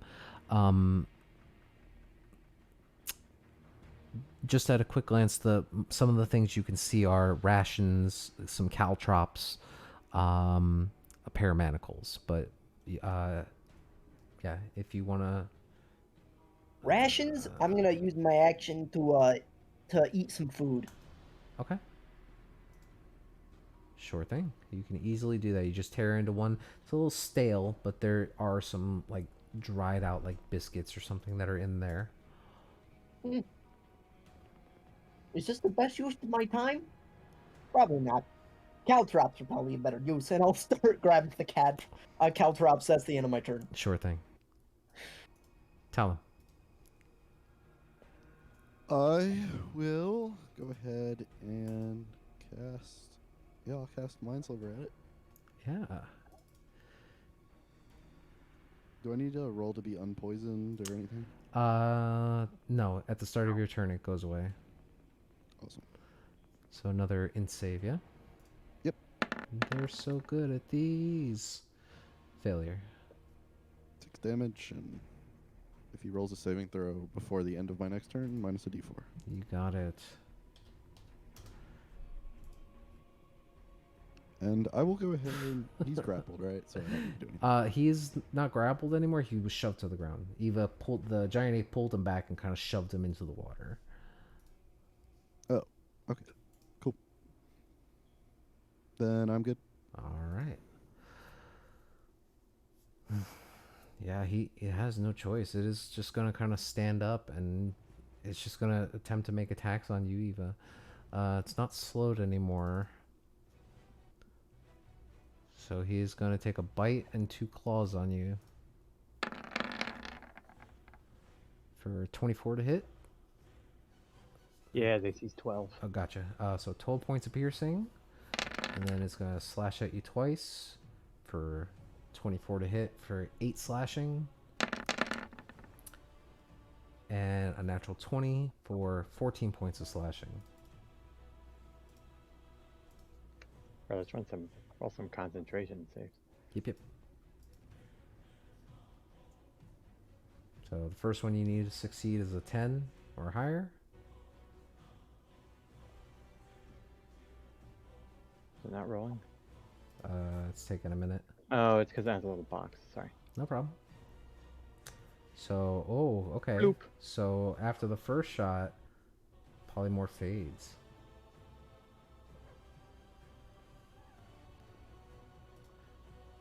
So we will take this and replace you here. Did it use half its movement to stand up or whatever? It did. So it would have had to get closer to you, but so the damage carrying over to you would have been Well, what were his rolls on the next two attacks? the next His two race, isn't attacks it? was a natural 20 and a 24. Okay, yeah, that's about it.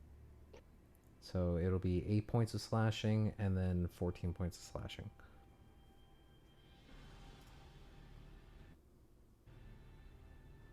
And it will stand there and snarl. You can smell the stench on it. It is disgusting, but you're maintaining your composure. A little more worried now. Perry, you see the giant ape now just completely evaporate from the space as this large hulking creature is now the largest thing in the room. Why won't this thing die? I am gonna cast.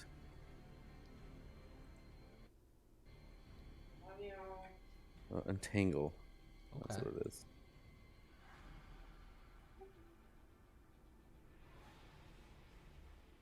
Oh my god, roll 20. Just scroll. God. It's going slow today. There we go. I just wanted to scroll. Okay, so you are attempting to. You already used Entangle earlier in the day. That was spiky growth. Okay. Cool. So it's now wrapped up in these vines in a 20-foot square. Makes a strength save. Perfect.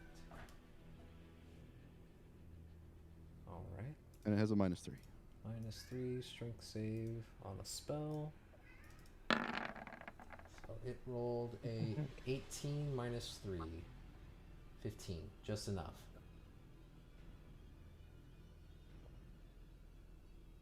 So it's not restrained.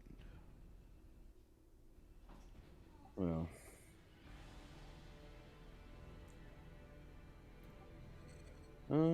Does it keep trying to restrain them? It No. says when you cast it, they make the save or be restrained until the spell But it is ends. difficult terrain. Yes. Yeah, that's But it's I was trying to shoot for an area. There we go. So do that. There. And then my bonus action will do my spiritual whip. Yeah, go for it. Still with advantage.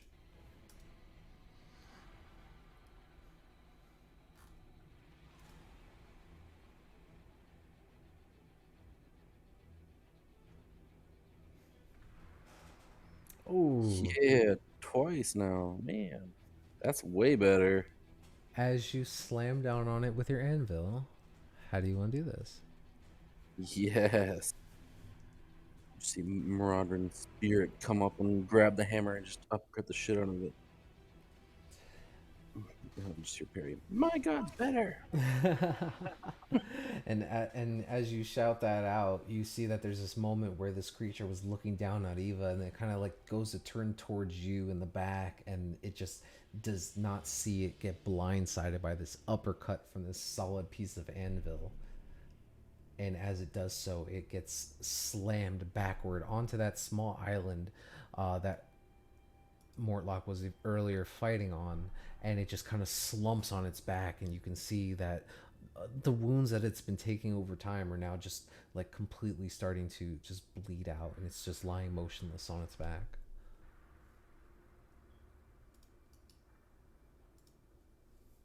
But it is no more. Thanks for that, Perry. That was close. No kidding. Goodness, I thought the tango was my last ditch effort. How much health did it have before that spiritual weapon? Like, how much health did it have on the attack, or like in total? Like before you did 17 damage to it, how much did it have? 16. Oh, nice. So the crit was clutch. Yeah. Yeah, it was. It had 16 points of health left. And you were able to get it. I was hoping for Eva's vicious mockery to take it down, but maybe that's just me. If only. You don't even know it's dead. Yeah, This is no. true. You keep running. I said I hope. I didn't say Tizio. So what we'll do here is we'll take a quick break, go use restroom, get coffee, all that Good. good stuff, and then when we come back, we will see what's going on here. Let me actually roll I like it. 75 or higher. Uh-oh. Okay. When we get back.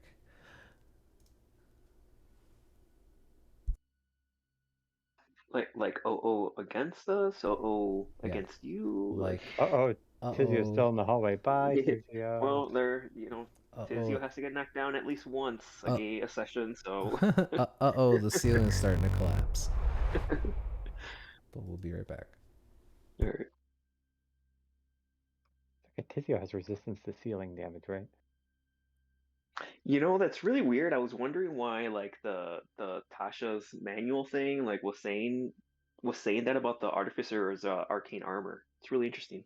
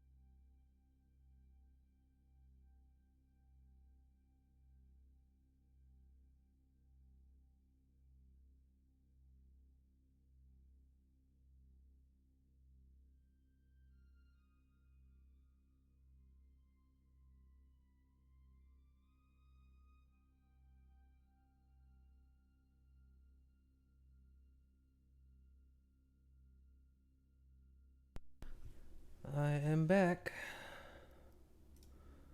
Yeah, I'm here. Cool. See, Talum is back. Shaboy. Hey, Ellis. Best use of Set. combat ever. I sat on that one spell slot, thinking if he throws one more monster at us before the end of this dungeon.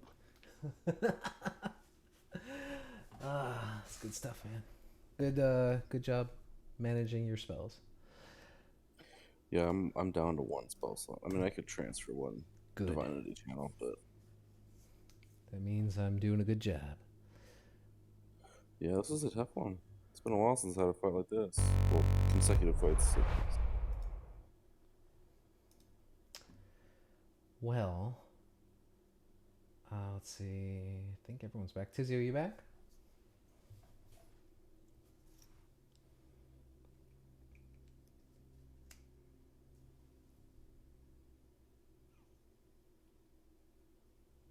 I'm just getting back later. Sorry. Alrighty. So, a couple things happen. When this large entity, it crashes onto this small embankment that's kind of popped up from the water here. The room itself shakes with just the sheer weight and size of this creature. It's slowly starting to slump and sink into the water, like halfway. But it's not like dissolving or disappearing or anything like that. It seems to be permanently here. However, the severe amount of damage that has been caused to the surrounding area has caused the ceiling to crack and crumble. And as you guys stand there, you can hear the sound of stone shifting and crumbling underneath as the room starts to cave in places. So I do need Perry, Talum, Eva to make dexterity saving throws for me.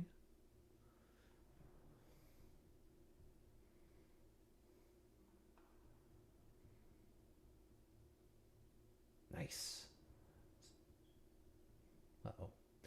Eva, do you get the advantage, or am I just... No, I shouldn't have advantage. Okay, so Perry saves, but you all take...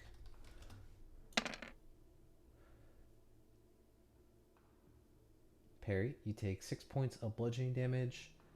Eva and Talum, you both take 13 points of bludgeoning damage, just from the sheer number of what appears like limestone or granite or something that's falling in from the ceiling, and it begins crashing down in droves for a good 10 seconds or so before eventually coming to a stop and subsiding. And you kind of look around with bated breath, but it seems to have stopped. Portions of the cavern are now obscured and completely like walled in by rocks and debris that have fallen, but portions of the area is still passable. Ellis, what are you doing? I'm opening more crates. Okay. Make an investigation check for me.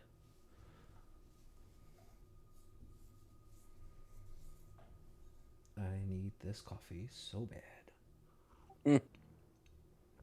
My dog kept waking me up like every hour to go outside.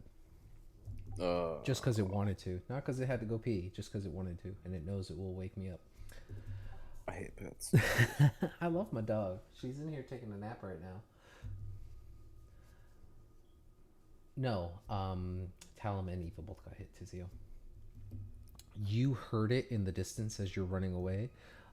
Your coward senses tingled, and you turned, and you heard rocks clattering and falling and splashing in water. I'm just kidding.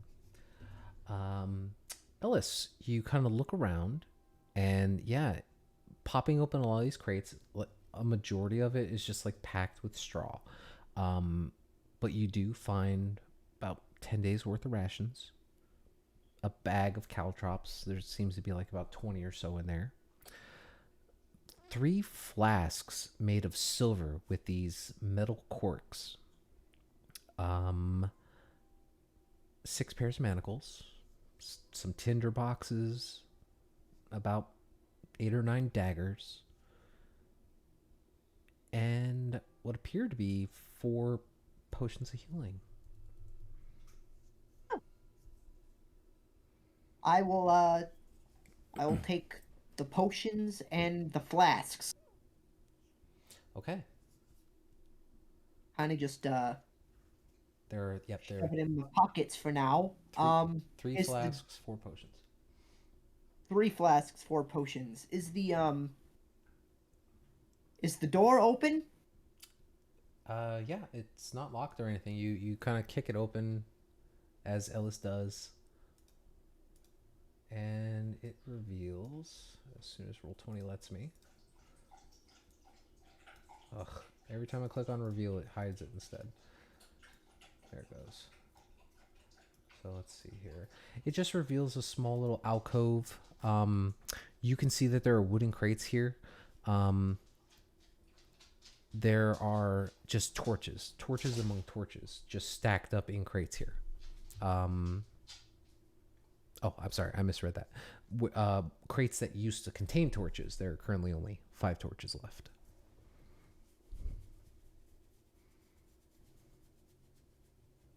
Right, well, I feel like I found what I needed to find, so I guess I'll head down. They're like, oh look, you guys killed it. Yep. What'd you find up there? And some healing shit. The potion-y things, some silver flasks or whatever. I don't know. Good stuff. Any Not a lot. other useful items? Not other than those. No, not like the dope dragon crown or stuff we found in those chests up there. It's just this stuff seemed more like just supplies.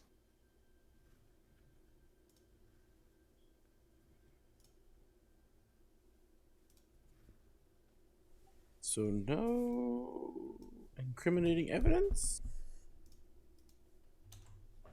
Well, didn't we already have evidence? I'm confused. You know, I feel like we've seen a lot of stuff, and we have testimony from that one dude. Yeah, I feel pretty confident we know what's going on. I think the only thing missing is to work our way out of here. Sorry, I stepped off for a second. Can I inspect the statues quick? You can. Taking a look around, let me pull them back up. So you can see that there are those 3 statues there. The one in the center that fell down, and you no longer see the corpse of the man that you watched that was impaled. Now all you see is the cracked stone floor itself that appears. It almost looks like something had torn its way up from underneath the ground, but then it's very shallow. It's only maybe about a foot deep, and there's still more stone underneath, but it looks like a small crater had formed in that space. As you step closer towards the center statue there, Mm-hmm. I'm just That's rereading. Yeah, I just wanted to look at like the gauntlet and the spear. Sure. Make a perception or investigation. Mm-hmm. It would be perception, because I'm not very smart. And apparently not perceptive today. I mean, so all of the statues are made of wood. They are solid wood statues that have been painted various colors. The central statue, the spear, is painted red, and the single gauntlet on one arm is painted black. It doesn't appear to be made of actual metal. If you tried to like lift the statue or move it in any way, it's extremely heavy, like at least a good 150, 200 pounds or so. Are all 3 that heavy? Yeah, it appears that way. So you do see that the Bane statue itself does appear to be cracked at the waist, just from the weight when it toppled down.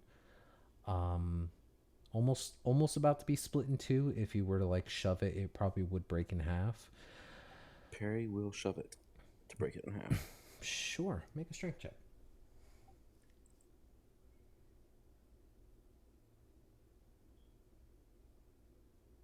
Oh my god. You try, but I mean it's hard. It's broken. It's just not enough force at the moment. Perry's gonna go Sacred Flame it? And ask Maraudon to help him desecrate that statue. Go ahead and roll damage.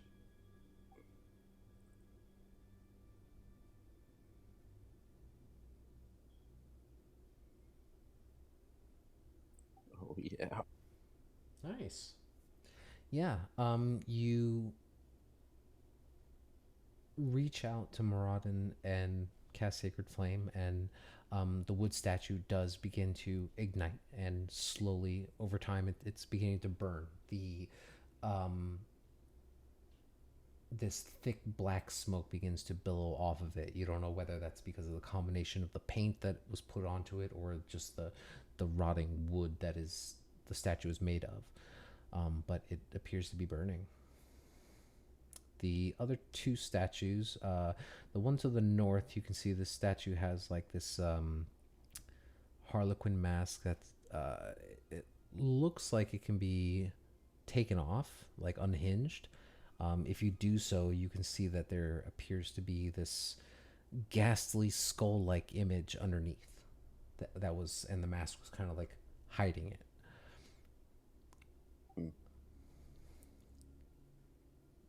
The other statue, it just appears to be that black-robed individual with a horrific skeletal-looking face. Yeah. All right. Nothing to see here. Mm-hmm. I'm gonna do my rounds here through here. Yeah, you can see that there are a number of crates and boxes that have been torn through and opened. There appears to be like a small bag of caltrops, some food rations, a lot of straw.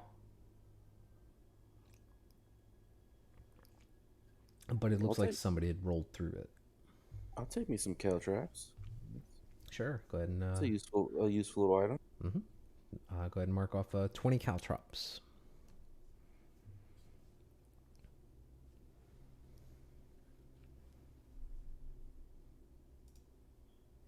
Is that 20 uses or? Caltrops are weird. I'll get back to you on it. All right.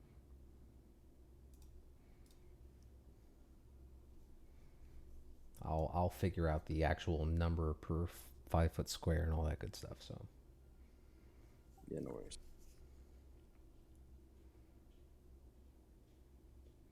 All right. Moving on then. Yeah. So Tizio, what are you doing? Because as you were rushing towards the opposite end there, you see that the secret passageway still remains open, and with your dark vision, you see a lump of something beyond. Yeah, when you say lump of something, like, can I tell a body? Yeah, I have, this, was it 30, 60 feet of vision? I'm able to kind of discern what it is, I guess, from this distance. Make a perception check.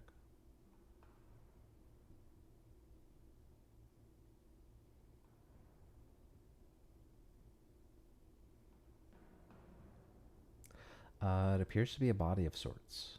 And thankfully, as your heart begins to slow and you don't hear the screams of that monstrosity in the back anymore, you kind of keenly listen and pay attention to your surroundings, and it very closely resembles maybe the outline of a familiar female tiefling. But you'd have to get closer to see. Yeah, I'm not running up, but I'm walking up, not stealthily, just at a normal walking, slower pace, I guess. Yeah. Go ahead and roll a stealth check for me.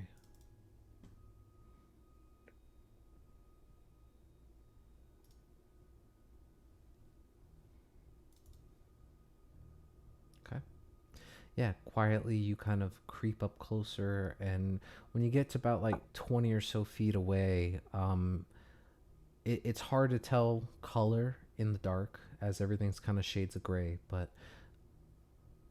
as you get closer and peer through the small archway that is this hidden passage leading to the room beyond, you can see laying on the hard stone floor, face down, appears to be Vendita, with what also appears to be a dagger of some sort lodged in between her shoulder blades in her back.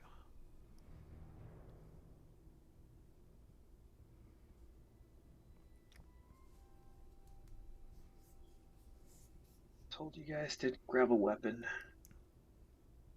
Vendita has a dagger to her back, you said? Yeah, it looks like she was stabbed. Make a And I'm sorry, medicine- that's the tiefling. The other one was what's the name of the old lady? She was a old human lady. It was Nebra. Okay.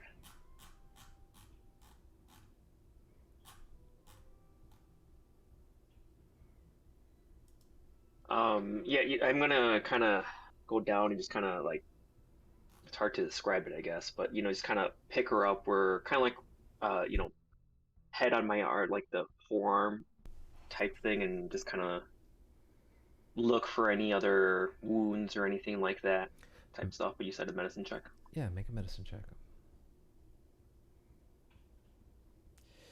It's hard to discern too much information about what had happened here. Most you can tell is it looks like she had turned to begin walking towards the direction where you originally found her. So she's facing towards that, prison cell up this way. But she's face down on the floor in a pool of blood with what appears to be this it looks like a normal dagger, but it is wedged in between her shoulder blades. Can I do like any sort of like history check or anything like that, even if it's at disadvantage, For what? if Murloc had a dagger? If Murloc? What was his name? Oh, Something. I mean, you're trying to recall whether or not what you saw on his body.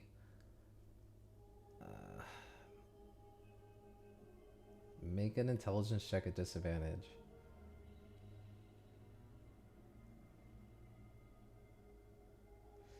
Yeah, I mean, you got a good look at him. He wasn't wearing a shirt. He had a lot of wounds in his body that appeared to be daggers themselves. The only weapon you recall seeing on him was a large great club. You didn't see anything that looked like a gleam of metal.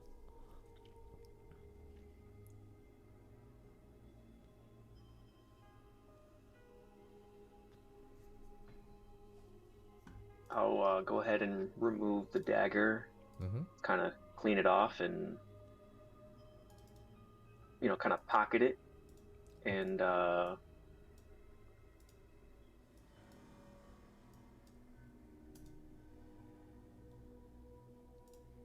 go ahead and just kind of move her off to the side for the moment and head on back to the group. Okay. So, what are you guys doing?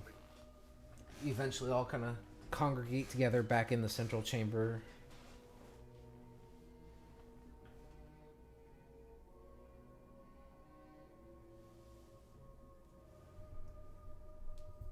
Statue's all desecrated, Perry. Yeah, I have a particular interest in Baal. I'm not gonna piss off every god of death.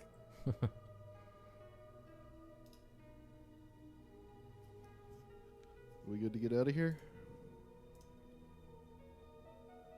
I mean, if we think we did our job, I don't. If we think we did enough, I guess there's not much left to do, right?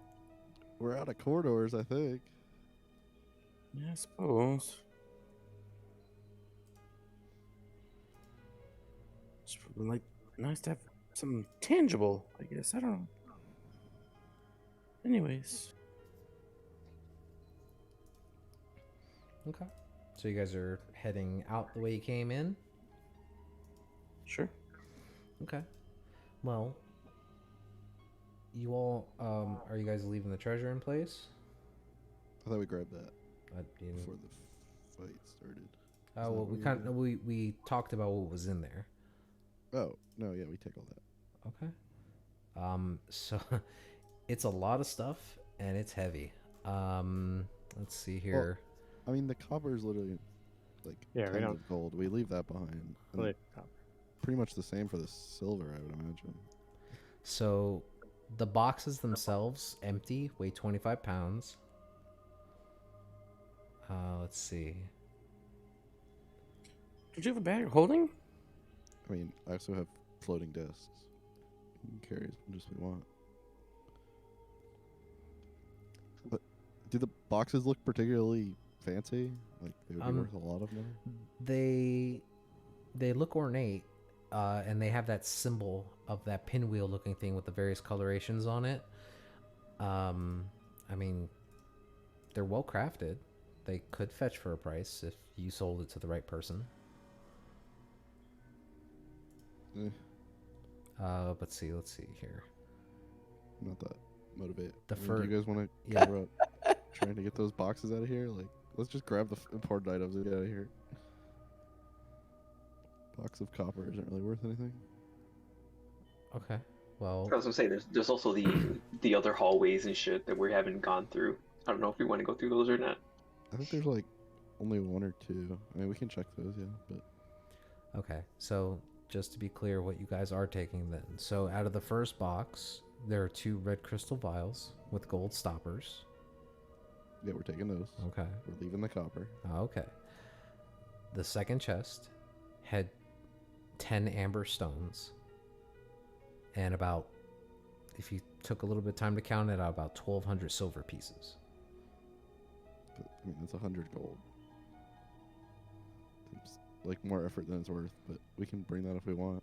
Can I Yes. dump out the Alright, money. chest to see if there's any hidden compartments Yeah. or anything buried in the copper or silver? Sure, you could do that. Make an investigation check for me.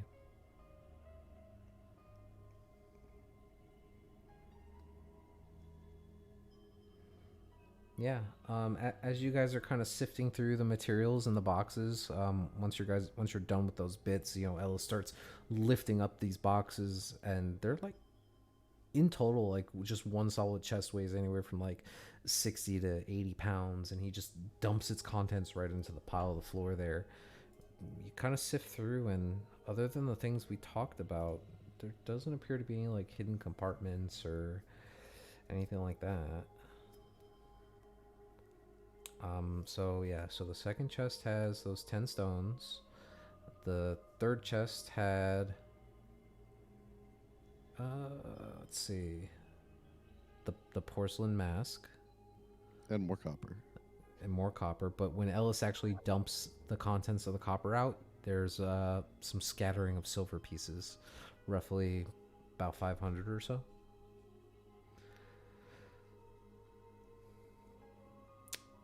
And then the fourth chest contains that bronze crown, just the crown. Yeah, we're taking all the named items. I guess if Should we I want to put on the check crown all- here or should I put it on later? That seems like something we do when we're fully rested, just in case. Later? Alright. You mean when the person that is gonna wear it is like super exhausted and everybody else is fully rested? Sure. Do we want to try to deal with all this currency, or are we just gonna leave it? 100 gold is nothing to scoff at, you know? I mean, yes and no. Oh, it's I mean, we could it's try just to simply a juggle it. matter of I mean 20 silver, you can pay a commoner 20 silver. That's like a month worth of wages. It's a or lot a of common money. person. Yeah, it's a lot of money. This would be, this would support a family for two plus years.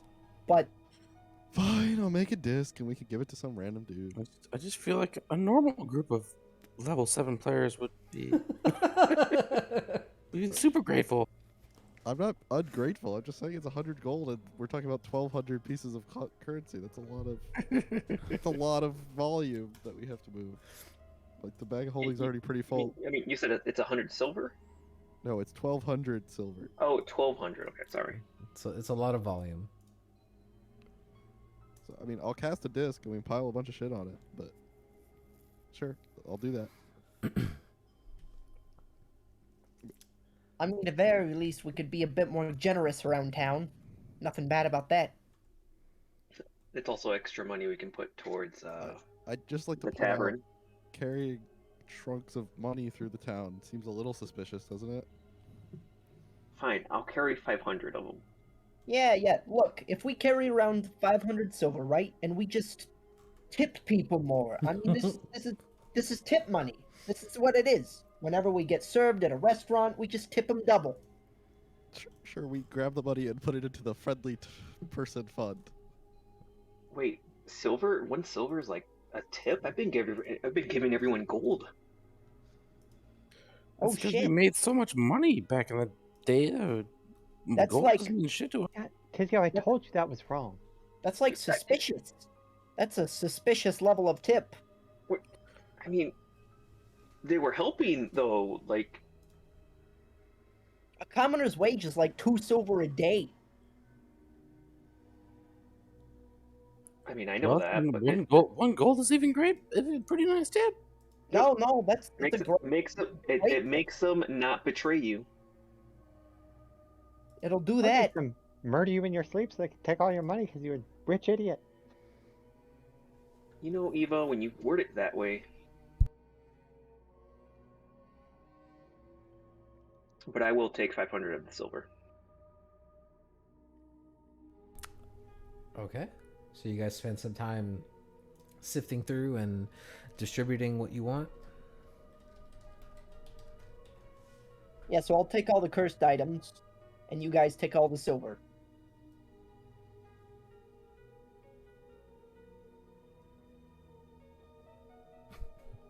Okay. Sure, can we get out of here? We'll deal with the cursed items later. Let us leave. Okay. So I'd say it'll take you guys about roughly an hour or so to kind of go through all this stuff and sort everything out. So you can take a short rest if you like while you guys are sifting through this stuff. Do I even have any hit dice left? I have no idea. have 3. I might as well. Fuck it. Remember Song of Rest. This is so weird, like taking a short rest and I'm not having you to roll it, spend Eva? hit die.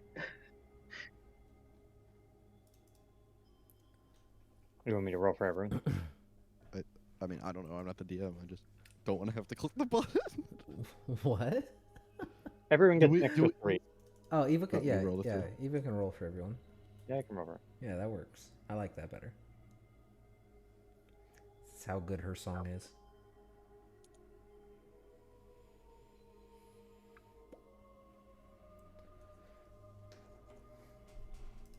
DM, since I don't have to take a short rest per se, since I'm not taking Sure. any hit die. Can I Don't rub take it a in look or anything. around? I'm not. I'm taking this opportunity to everyone's advantage, I guess. And I want to try and like take a look around any sort of like hidden passages or anything like that. Where? I mean, I have an hour, so like, any as many rooms as I can, I guess. How far away do you travel from the rest of the group?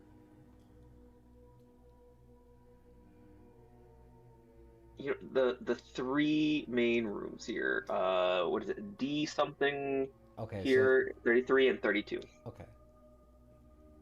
Yeah, you spend the hour kind of just scouring the walls and trying to work your way around all the debris that has caved in. Like when you get back to the group, you see that like a big chunk of the ceiling has fallen in, and you're like, holy shit. And you can see that while the crack along the ceiling has spidered out a bit, you don't sense any immediate threat unless any other kind of like large damage were to happen, so you're thankful for that. But you walk around and just inspect the walls, the floor, the ceiling, looking for any kind of like hidden passages or compartments that might be tucked away somewhere. You're fairly confident that you don't find anything else. And simply because I don't think anyone mentioned it, I could be incorrect. The body of the guy that was that ran in here, did we ever find it or no? So when you walk into that room, what you see is two statues that are still standing to the north and south, and then a third statue that has the room is actually filled with a bit of this like grayish black smoke now, but the fire has subsided. There is a third statue that was toppled over and set ablaze. There's thick black ash that now rests at the base of this large, like 2-foot stone pillar. You don't see any bodies in there.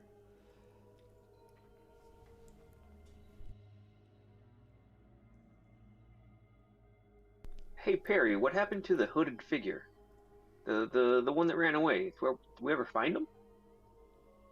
Oh yeah, he's the one that summoned that fucking thing. He like suicide sacrificed. I'm not sure how it all worked out in the end, but he literally killed himself to summon that thing. Like his body disappeared?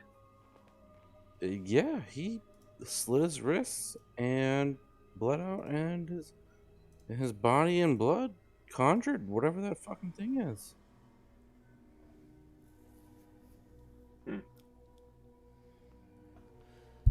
Something just doesn't seem to add up. That's why I looked at the statues. It just was weird. I don't get it. I mean, there's like a crater by the statues, so I don't know. I think the thing might have been just like hibernating, and then the blood might have like brought it awake, or I don't know. Make a religion check. Will do. I'm good Both at of us, or go. Yeah, you can both make religion checks.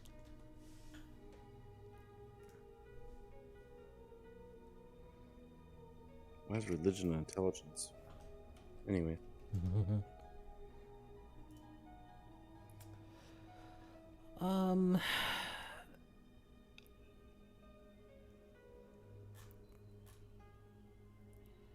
Perry, you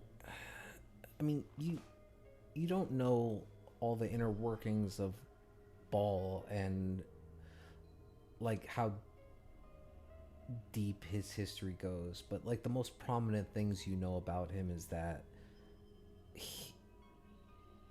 he highly values like sadistic type things, like despair and misery and death are his domain. You know, like a twisted, grimacing face is elation and joy to a worshiper of Ball. To the best you can gather, and without really understanding how it all works, I mean, for lack of a better word, I mean, it you get the feeling that like either maybe this person turned into this beast, or he sacrificed his life force to summon something otherworldly, but this creature is nothing like you've ever seen on this realm. It none of you have ever seen anything this disturbing before. Is truly a horrific sight, and even though it is dead and laying there, the stench is horrid.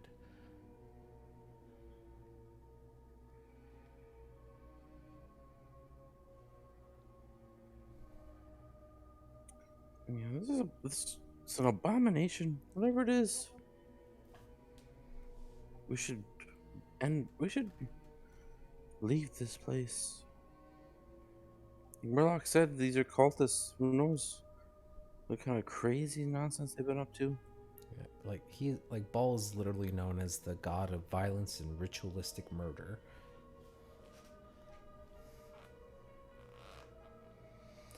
But with that, you guys kind of gather up whatever treasure you can muster and slowly work your way back through the swampy waters here. And as you exit that secret passage into the catacombs that you originally were in, you all do glance and see that the female tiefling Vendita lay motionless, leaned up against the wall there. DM, quick question, and I apologize. Just Yeah. the statue stuff. You mentioned, and I don't think anyone. I asked, but I don't think anyone answered. You said one had a gold gauntlet and the other one had a black gauntlet. I don't believe I said gold. Let me double check.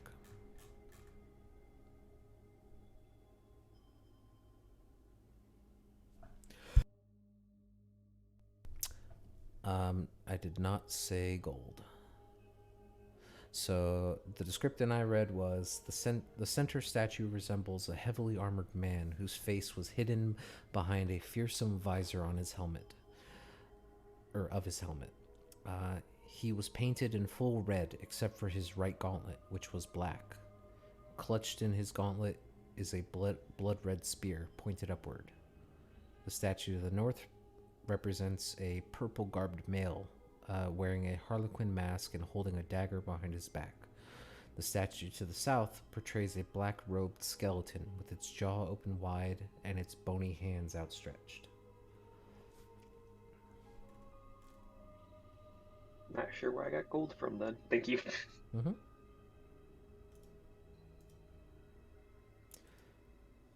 But as each of you kind of pass by and see the corpse of this female tiefling, and you can't help but wonder what had happened, you guys continue to press on?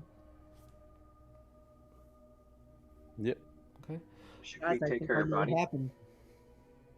Someone killed her. Yeah, no, Absolutely. should Now we her take her evidence is body? gone. Should we take her body? Would it be evidence? Can people speak to dead? And look at Perry, and tell him. So your plan is to carry a dead tiefling through the upper class town that we're gonna pop out into? I think it's a great mean- idea. I'll follow it like 50 yards just to make sure no one else. I mean, can we come. we really don't know if maybe she was someone of great importance. We know she was a wine trader from Waterdeep. Yeah. Mm-hmm. But should we really leave her body down here? Kind of looking at Perry. Why are you looking at me? I You're have the no interest. religious one. I have no interest in the dead. Martin does not care for those who have passed on. It is not his job.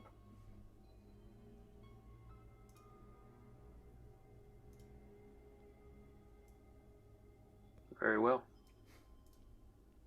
Very well. Give him cake too. I don't really know how she ended up dead, but it was her fault. She ran away. So Can I tell? Can I try and figure out how she died? Make a medicine check. I mean, we know she was stabbed, right? Yeah. Oh. So we know how she died? Make I a meant medicine who check. killed her. No, we definitely don't know how she died. Yeah. So right in the center of her back, like where the spine is, right where the lower part of her shoulder blades touch, there was what appears to be a thin puncture wound of sorts. You don't see a dagger or anything unless Tizio produces it.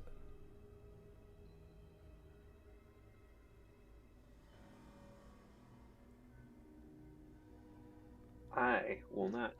Okay, At the, so at the current moment, yeah. yeah, so you don't see any murder weapon, but you do see that there appears to be a thin, about a small blade size width of a weapon or something, a puncture that has possibly punctured their spine right in the small of their back, right where, not the small, but the lowest part of their shoulder blades.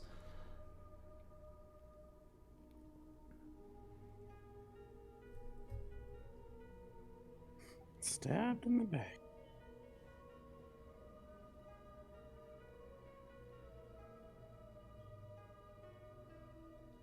Do you guys press on? Yeah. Okay. Hey Eva, suggestion doesn't require concentration, right? It does. Suggestion does, yeah. So the suggestion you made to the guy. Oh, that dropped ages ago. Okay, We killed that guy. no. The bathhouse guy? No. We just Oh, not that killed guy. the bathhouse We've cast millions of suggestion spells. Yeah, that I lost him at the first fight. Okay, that's fine. Okay, yeah, that I answers thought that that question. wake. That, See, that lasts 8 hours, though, right? No. 'cause we Until haven't been concentration concentrating. drops, yeah. So Oh, okay, I got that, you. that's what I was verifying because I couldn't remember off the top of my head. Okay, but I mean, it takes you a good 20 or so minutes to kind of weave your way through this catacomb, essentially, bypassing, unexplored chambers and things that you guys just have that urgency to kind of get out of You guys here. sure you don't want to go that way or anything, guys, before we head on out? And eventually find yourselves along the long, narrow staircase that led up to the bathhouse proper.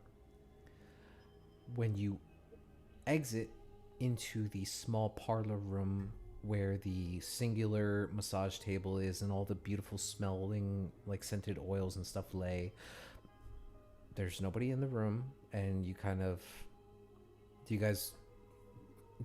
are you being stealthy at all, or are you just kind of barging out? I mean, being stealthy, I think. Sure. So just roll stealth checks for me.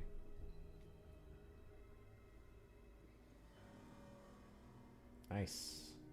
We spent a lot of effort to get in here stealthily, so I imagine. That's very true. Ellis, you rolled a 1. Oh no. Where's my shit? But Eva rolled a nat 20, come on. I don't have advantage. Yeah, she rolled a 16. I mean, it's up to Perry if he wants to allow that. Well, what? He rolled Oh, a 1, the so, yeah. Oh, okay.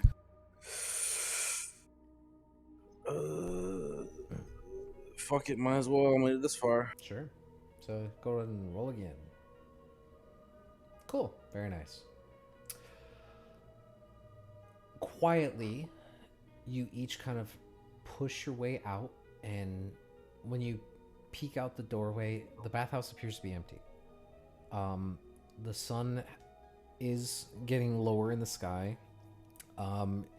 Can't really tell yet until you get out into the courtyard about how late it is now, but there doesn't appear to be anyone in any of the baths. There doesn't appear to be anyone in the general vicinity. And as you guys exit to get into the courtyard before leaving out to the upper city itself, I would like all of you to make wisdom saving throws.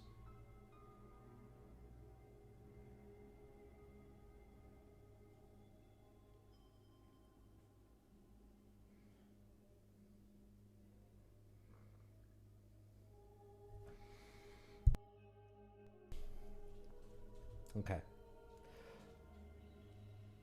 So, everyone but Perry and Tizio, you immediately feel your bodies seize up and lock in place as you feel this invisible force hold you still.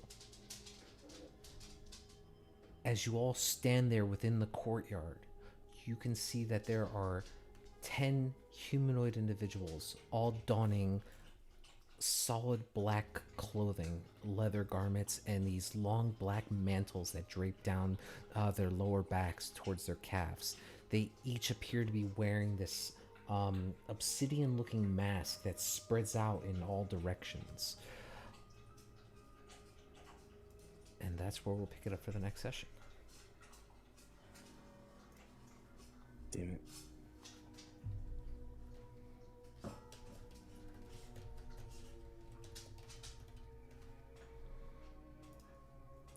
They look like this. Was a spell cast? Spells were cast. So can I counterspell? I mean, sure. Multiple people cast the same spell as you are surrounded by 10 individuals, but you can counterspell one of them if you like.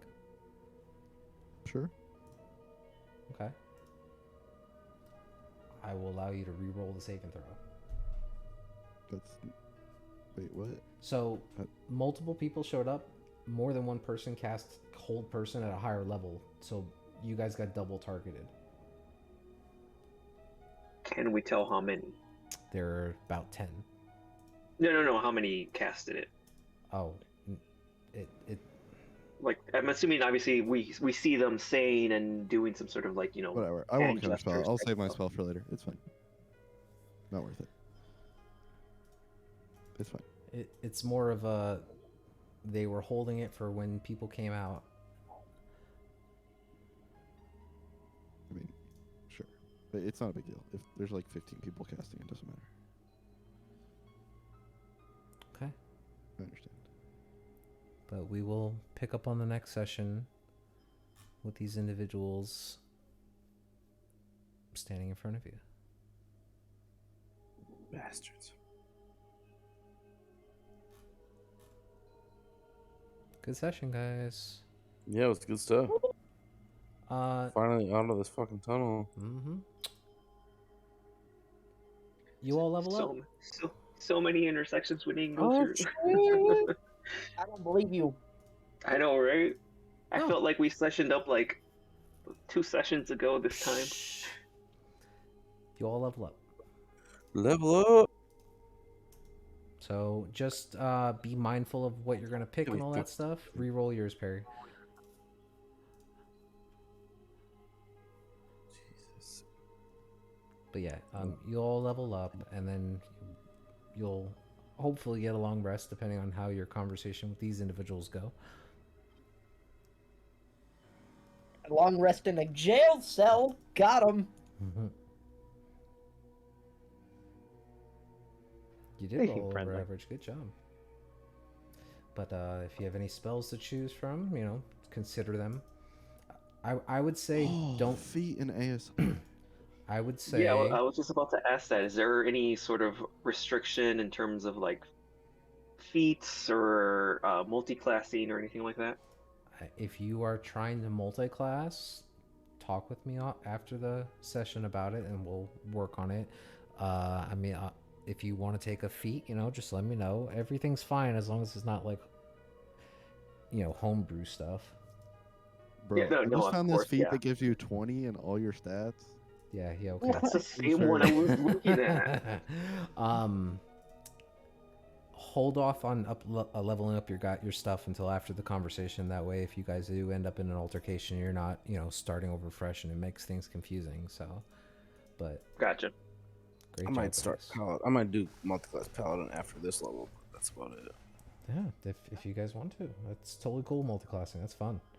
Yeah, I don't think I'm gonna multi-class. Maybe a feat, but I just wanted to see if there was any restrictions before looking into it. I don't necessarily have any restrictions on Obviously, it. yeah, nothing homebrew whatsoever. Just Yeah, I wasn't sure. nothing crazy. Anything published is from Wizards of the Coast or whatever is fine. I'm tanking Sentinel. Really? That's fun. Yeah, I really like the flavor of me grabbing people as they try and leave. Mm-hmm. And I was missing the fact that you can't turn an opportunity attack into a grapple, so that's the best way for me to do it. Yeah, Sentinel would be super clutch for you. Oh, that is a good take if I take it. But Oh, yeah, congratulations. I really, I know really it can't was. wait for Talon to grapple someone. I know it Plus was a one. long dungeon, but definitely a needed battle for you guys. So it's not going to be too many long trenches like this, but you guys have a long road ahead of you, and Oh boy. you definitely need some leveling up to do. So a little It behind the reset curve. it reset my hit points. I don't know Why what to the do. shit do you level up? I keep forgetting where to do this. Oh, you want to hit the character mancer, not the Well, you one said that resets. But yeah, I said don't do it. Just Oh. decide what you want. Oh, sorry. That way, I don't think it resets your health. I think it just. No, it does did some- reset my health. It put it back to Oh, it did. full. to full. That's fine. I think you were It at like was 20 or something. it was 15, I think. Is Okay. what it was. Yeah, it was 15. Yeah, because it also resets your spell slots and stuff too. So I just didn't want you guys to be confused about what spells you did. It did not reset my spell slots. Oh, great. Cool session, guys. Yeah. Thanks. Thank you. Good Oh, stuff. All right, peace Definitely. out. See y'all next week. Take it easy, guys. Why is there a feat called chef? Dude, I I'm want that saying- feat. It You gotta depends on your play style and your campaign. Time spent mastering the culinary arts is paid off, granting you the following. I mean, it's funny. You gain proficiency with cooking utensils. Your con goes up by 1. As part of a short rest, you can make special food, provided you have the ingredients. I'm pretty sure it's part of the Guy Fieri's campaign. Oh, it's like Song of Rest, but for cooking. Yeah, it's just funny. Like the flavor is great. All Just- right, yeah. I don't that- think it's bad. I'm just. I saying want it's it. funny. I want it now. I'm a human, right? You can make treats. Yeah, you're a human variant. I should probably take prodigy. Oh wait, that's yeah. I should probably take prodigy. Half orc human. You I have was, a I was gonna say necromancer. that's. I was gonna say I think I can take that as well. When I was thinking about it, I could be incorrect. I know my another. You should be in able to another take it game. if you want. It's just half elf, Yeah. half orc, or human. You have to be somewhat human for it. Half elf, half orc, or human. Somewhat human, yeah. Cool stuff, guys. I hope you had fun. I know, like, I was like, okay, this should be a quick dungeon run, but then it took 3 sessions. I mean, it's a big ass dungeon. I don't know how you thought it was gonna be quick. Oh, There were like I know, like, 15 it's- combats. Not complaining. I'm literally just saying like. Yeah. I don't know. but yeah. Yeah, I was gonna say it always Well- depends on like what we do, the roles, and Absolutely. so forth. Well, like I was telling Talon the other time, I think like 2 or 3 sessions ago, I was like, I need you guys to be higher level and soon. Bro, 'Cause- you can't level me up one more time, or why? I'm going across the world. Oh yeah, yeah. Yeah, You might need it. just saying. Yeah. Level me up one more time, and whatever we're doing is stopping. Noted. That's actually a tricky challenge, yeah, because currently, what's your highest spell level slot now? Oh, it's still 4. Yeah, you need to level up more. Just once. Okay. I mean, that's the thing you need to tell your party. We're Oh, going okay. into Talum's backstory now. I know you guys don't share that info. I know. It's I'm guilty of that, and it's always like, it's I always feel like it's like a mix of what would my character do versus what I would do, and it kind of conflicts with what I do. I So. understand. You guys have such amazing backstories, and I mean, honestly, we jumped. Your backstory was the first one we were working on, and you guys just said, "Oh, yeah, we're going to somewhere else now." Hey, it keeps you on your toes to how do I advance this story now? I mean, I'm an open book. It just hasn't been relevant. Mm-hmm. It'd be. I mean, I guess I could talk about it. I don't know. Hey, I'm not gonna force it out of you. If you guys don't want to share it, stuff's just gonna keep on moving on. Yeah, I think it's one of those. I was gonna say, I think it's one of those like if you don't want to share it, that's fine. The story's still gonna progress, and Mhm. whether you share it, maybe it'll be helpful to your team and whatnot, in advantage. Yep, one of them words. type thing. Yeah. You know, I was if doing you that all night share it, tonight. yeah, if you share it, hey, maybe you guys have an advantage against what's going to happen. Yeah, that's very true. Well, I'm super happy you guys leveled up. I can't wait till you guys enter the bloodbath. That's going to be exciting. So we'll That see. wasn't the bloodbath. No. Nope. The bloodbath is the name of the fighting pit arena. Nice. Yeah. And I don't know if any of you were paying attention when Mortlock said who runs it. Yeah, I know. Well, yeah, I'm tracking you do because you take notes. Oh, I haven't taken Yeah, notes in 3 weeks. I did. I've been I Yeah, lazy. the innkeeper or whatever that we talked to. Right? Yeah. The same one who sent you out here, yeah. Yeah. Please tell me this is going to be like the Cell Saga. Please, that's one of my favorites. That's all I want. We shall see. Oh, I already have Warcaster. That's good. All right, Can I get guys. shield proficiency? That's I'm not aware of that as a feat. Shield proficiency? There is shield proficiency. Yes. Where? As a feat? What feat would Yeah, be? I'm pretty sure it's a feat. Is Shield Master? Is that what it's called? Proficiency's shield. No, that's not it. Shield master, you mean? Yeah, shield Yeah, that's what master. When you use a shield, not just for protection, you gain the following benefits. When you Yeah, but wield that a doesn't shield. give you proficiency. It doesn't let you learn. Yeah. I thought it did. Isn't that what's the point of that? No, it just gives shield. If you already use shields, and it gives them some more purposes. Yeah, you can essentially use your shield to shove people 5 feet away from you, or you can add your shield's AC bonus to a dexterity saving throw against something Essentially, that it's one of targets those- you. It's one of those not amazing feats. It's good, but it's not amazing. Yeah. There's some feats they print that are absolutely cracked, like Great Weapon Master or Sentinel. Mm-hmm. But they're also just help martial scale, so like they have to be good. So you're gonna take sharpshooter, right? Me? Yeah. No. Why? I mean, it's good if you're a Gloomstalker Ranger or something, but like, actually, it'd probably be good for Tizio. Which one? Sharpshooter. Oh, I've thought about that. There's quite a few of them that I think the last time we leveled up, I went through them and I was like, oh, that's a good one. Like, oh, that's a good one. Just kind of like a thought down the line type of thing. And there was quite a few of them where I was like, oh man, these are all good ones. Where like I kind of narrowed them down and whatnot. And yeah, There's one I want to take, and it's so good. But I don't know. Well, let me know when you guys decide. Just is it that one that gives you the 20 to all stats? Because No, that one's pretty good. This one's a real one. Oh, okay. And it gives me meta magic, mm-hmm. and Subtle Spell is cracked as hell. Well, because you only get 2 sorcery points, don't you?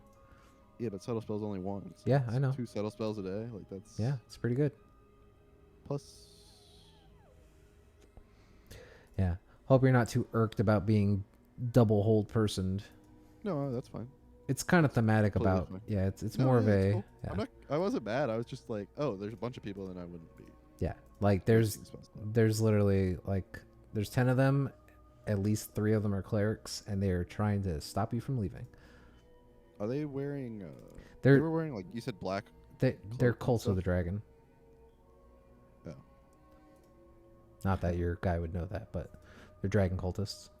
That checks out with what we're holding. Yep. I don't actually know what we're holding does, but just what it looks like. Mm-hmm. All right. But, Well, like, we didn't take it. sure. Yeah, we disappeared. Ellis took it, not us. Look, let me just read this little excerpt No, don't no spoilers. because Wait this for the is party. I know it's so fun. So fun. I'm so excited. It's hard not to do spoilers, man. I started like creating all this shit for that. Right? You fucking just want to share one it, don't shot. you? Yeah, Dude, just I wanna can't- fucking talk about it. The 12th, right? Yeah, the 12th. Yeah. Man, I wish I could stream it, but you guys probably aren't I'm- cool with it. No, you can put stream it if you want. I don't care. Well, I'll ask the other guys. yeah, They're probably fine with it. If they're cool with it, I'll do it. I'll throw it on my stream. That's But I'm using Dungeon Painter Studio to like make my map. I'm like halfway through the map, and this thing's already like slowing down. I'm like, oh god, I'm not gonna be able to make it through this whole map. Oh no. What's a dungeon painter? Oh, that's cool. That's a cool app. Yeah, it's on Steam. I had downloaded it a while ago to mess around with it. I finally like figured it out. I was like, "Fuck it, I'm gonna start Well, my own." what- Oh, fucking- that's super cool. Actually, it lets you make those. Yeah, that's a cool app. So I don't have the time to sit and do Dungeon Painter stuff just because it requires like how many hours have you put in already making your map? I mean, if on Steam, it says 31 hours. Okay, yeah, so that's a lot of time that I probably don't have. What I saw somebody do was that they just draw it on grid paper and then they scan it and upload it. And I think I'm about to start doing Oh that. yeah. I mean, I've 'Cause a lot of it's just like I literally just stare at this shit finding maps and is like so hard. fucking, what am I gonna do with this? Mhm. And then recently, I don't know, like part of the map got deleted. I had to recreate it Oh damn. altogether, and I was like, God damn That's it, it's so infuriating. annoying. Yeah. I don't even know what happened because it happened twice, but the first time all I had to do was reload it and it was Mhm. fine. But the second time I was like, oh, it's more work to just fucking redo it, or Yeah. it's less work to redo it than it is to reload it. Just So save it every 30 minutes or something. yeah, I've literally been like saving a lot faster now. Yeah. All right, well, I'm off, guys. Thank you so much for playing. Yeah, thank you. And for everybody who watched the stream, thank you so much. We play every Sunday, 7 p.m. Central. So We come play check every us out. Sunday unless we don't. Every Sunday, unless we don't. Absolutely. Have a good night, guys. Have a good night. See ya.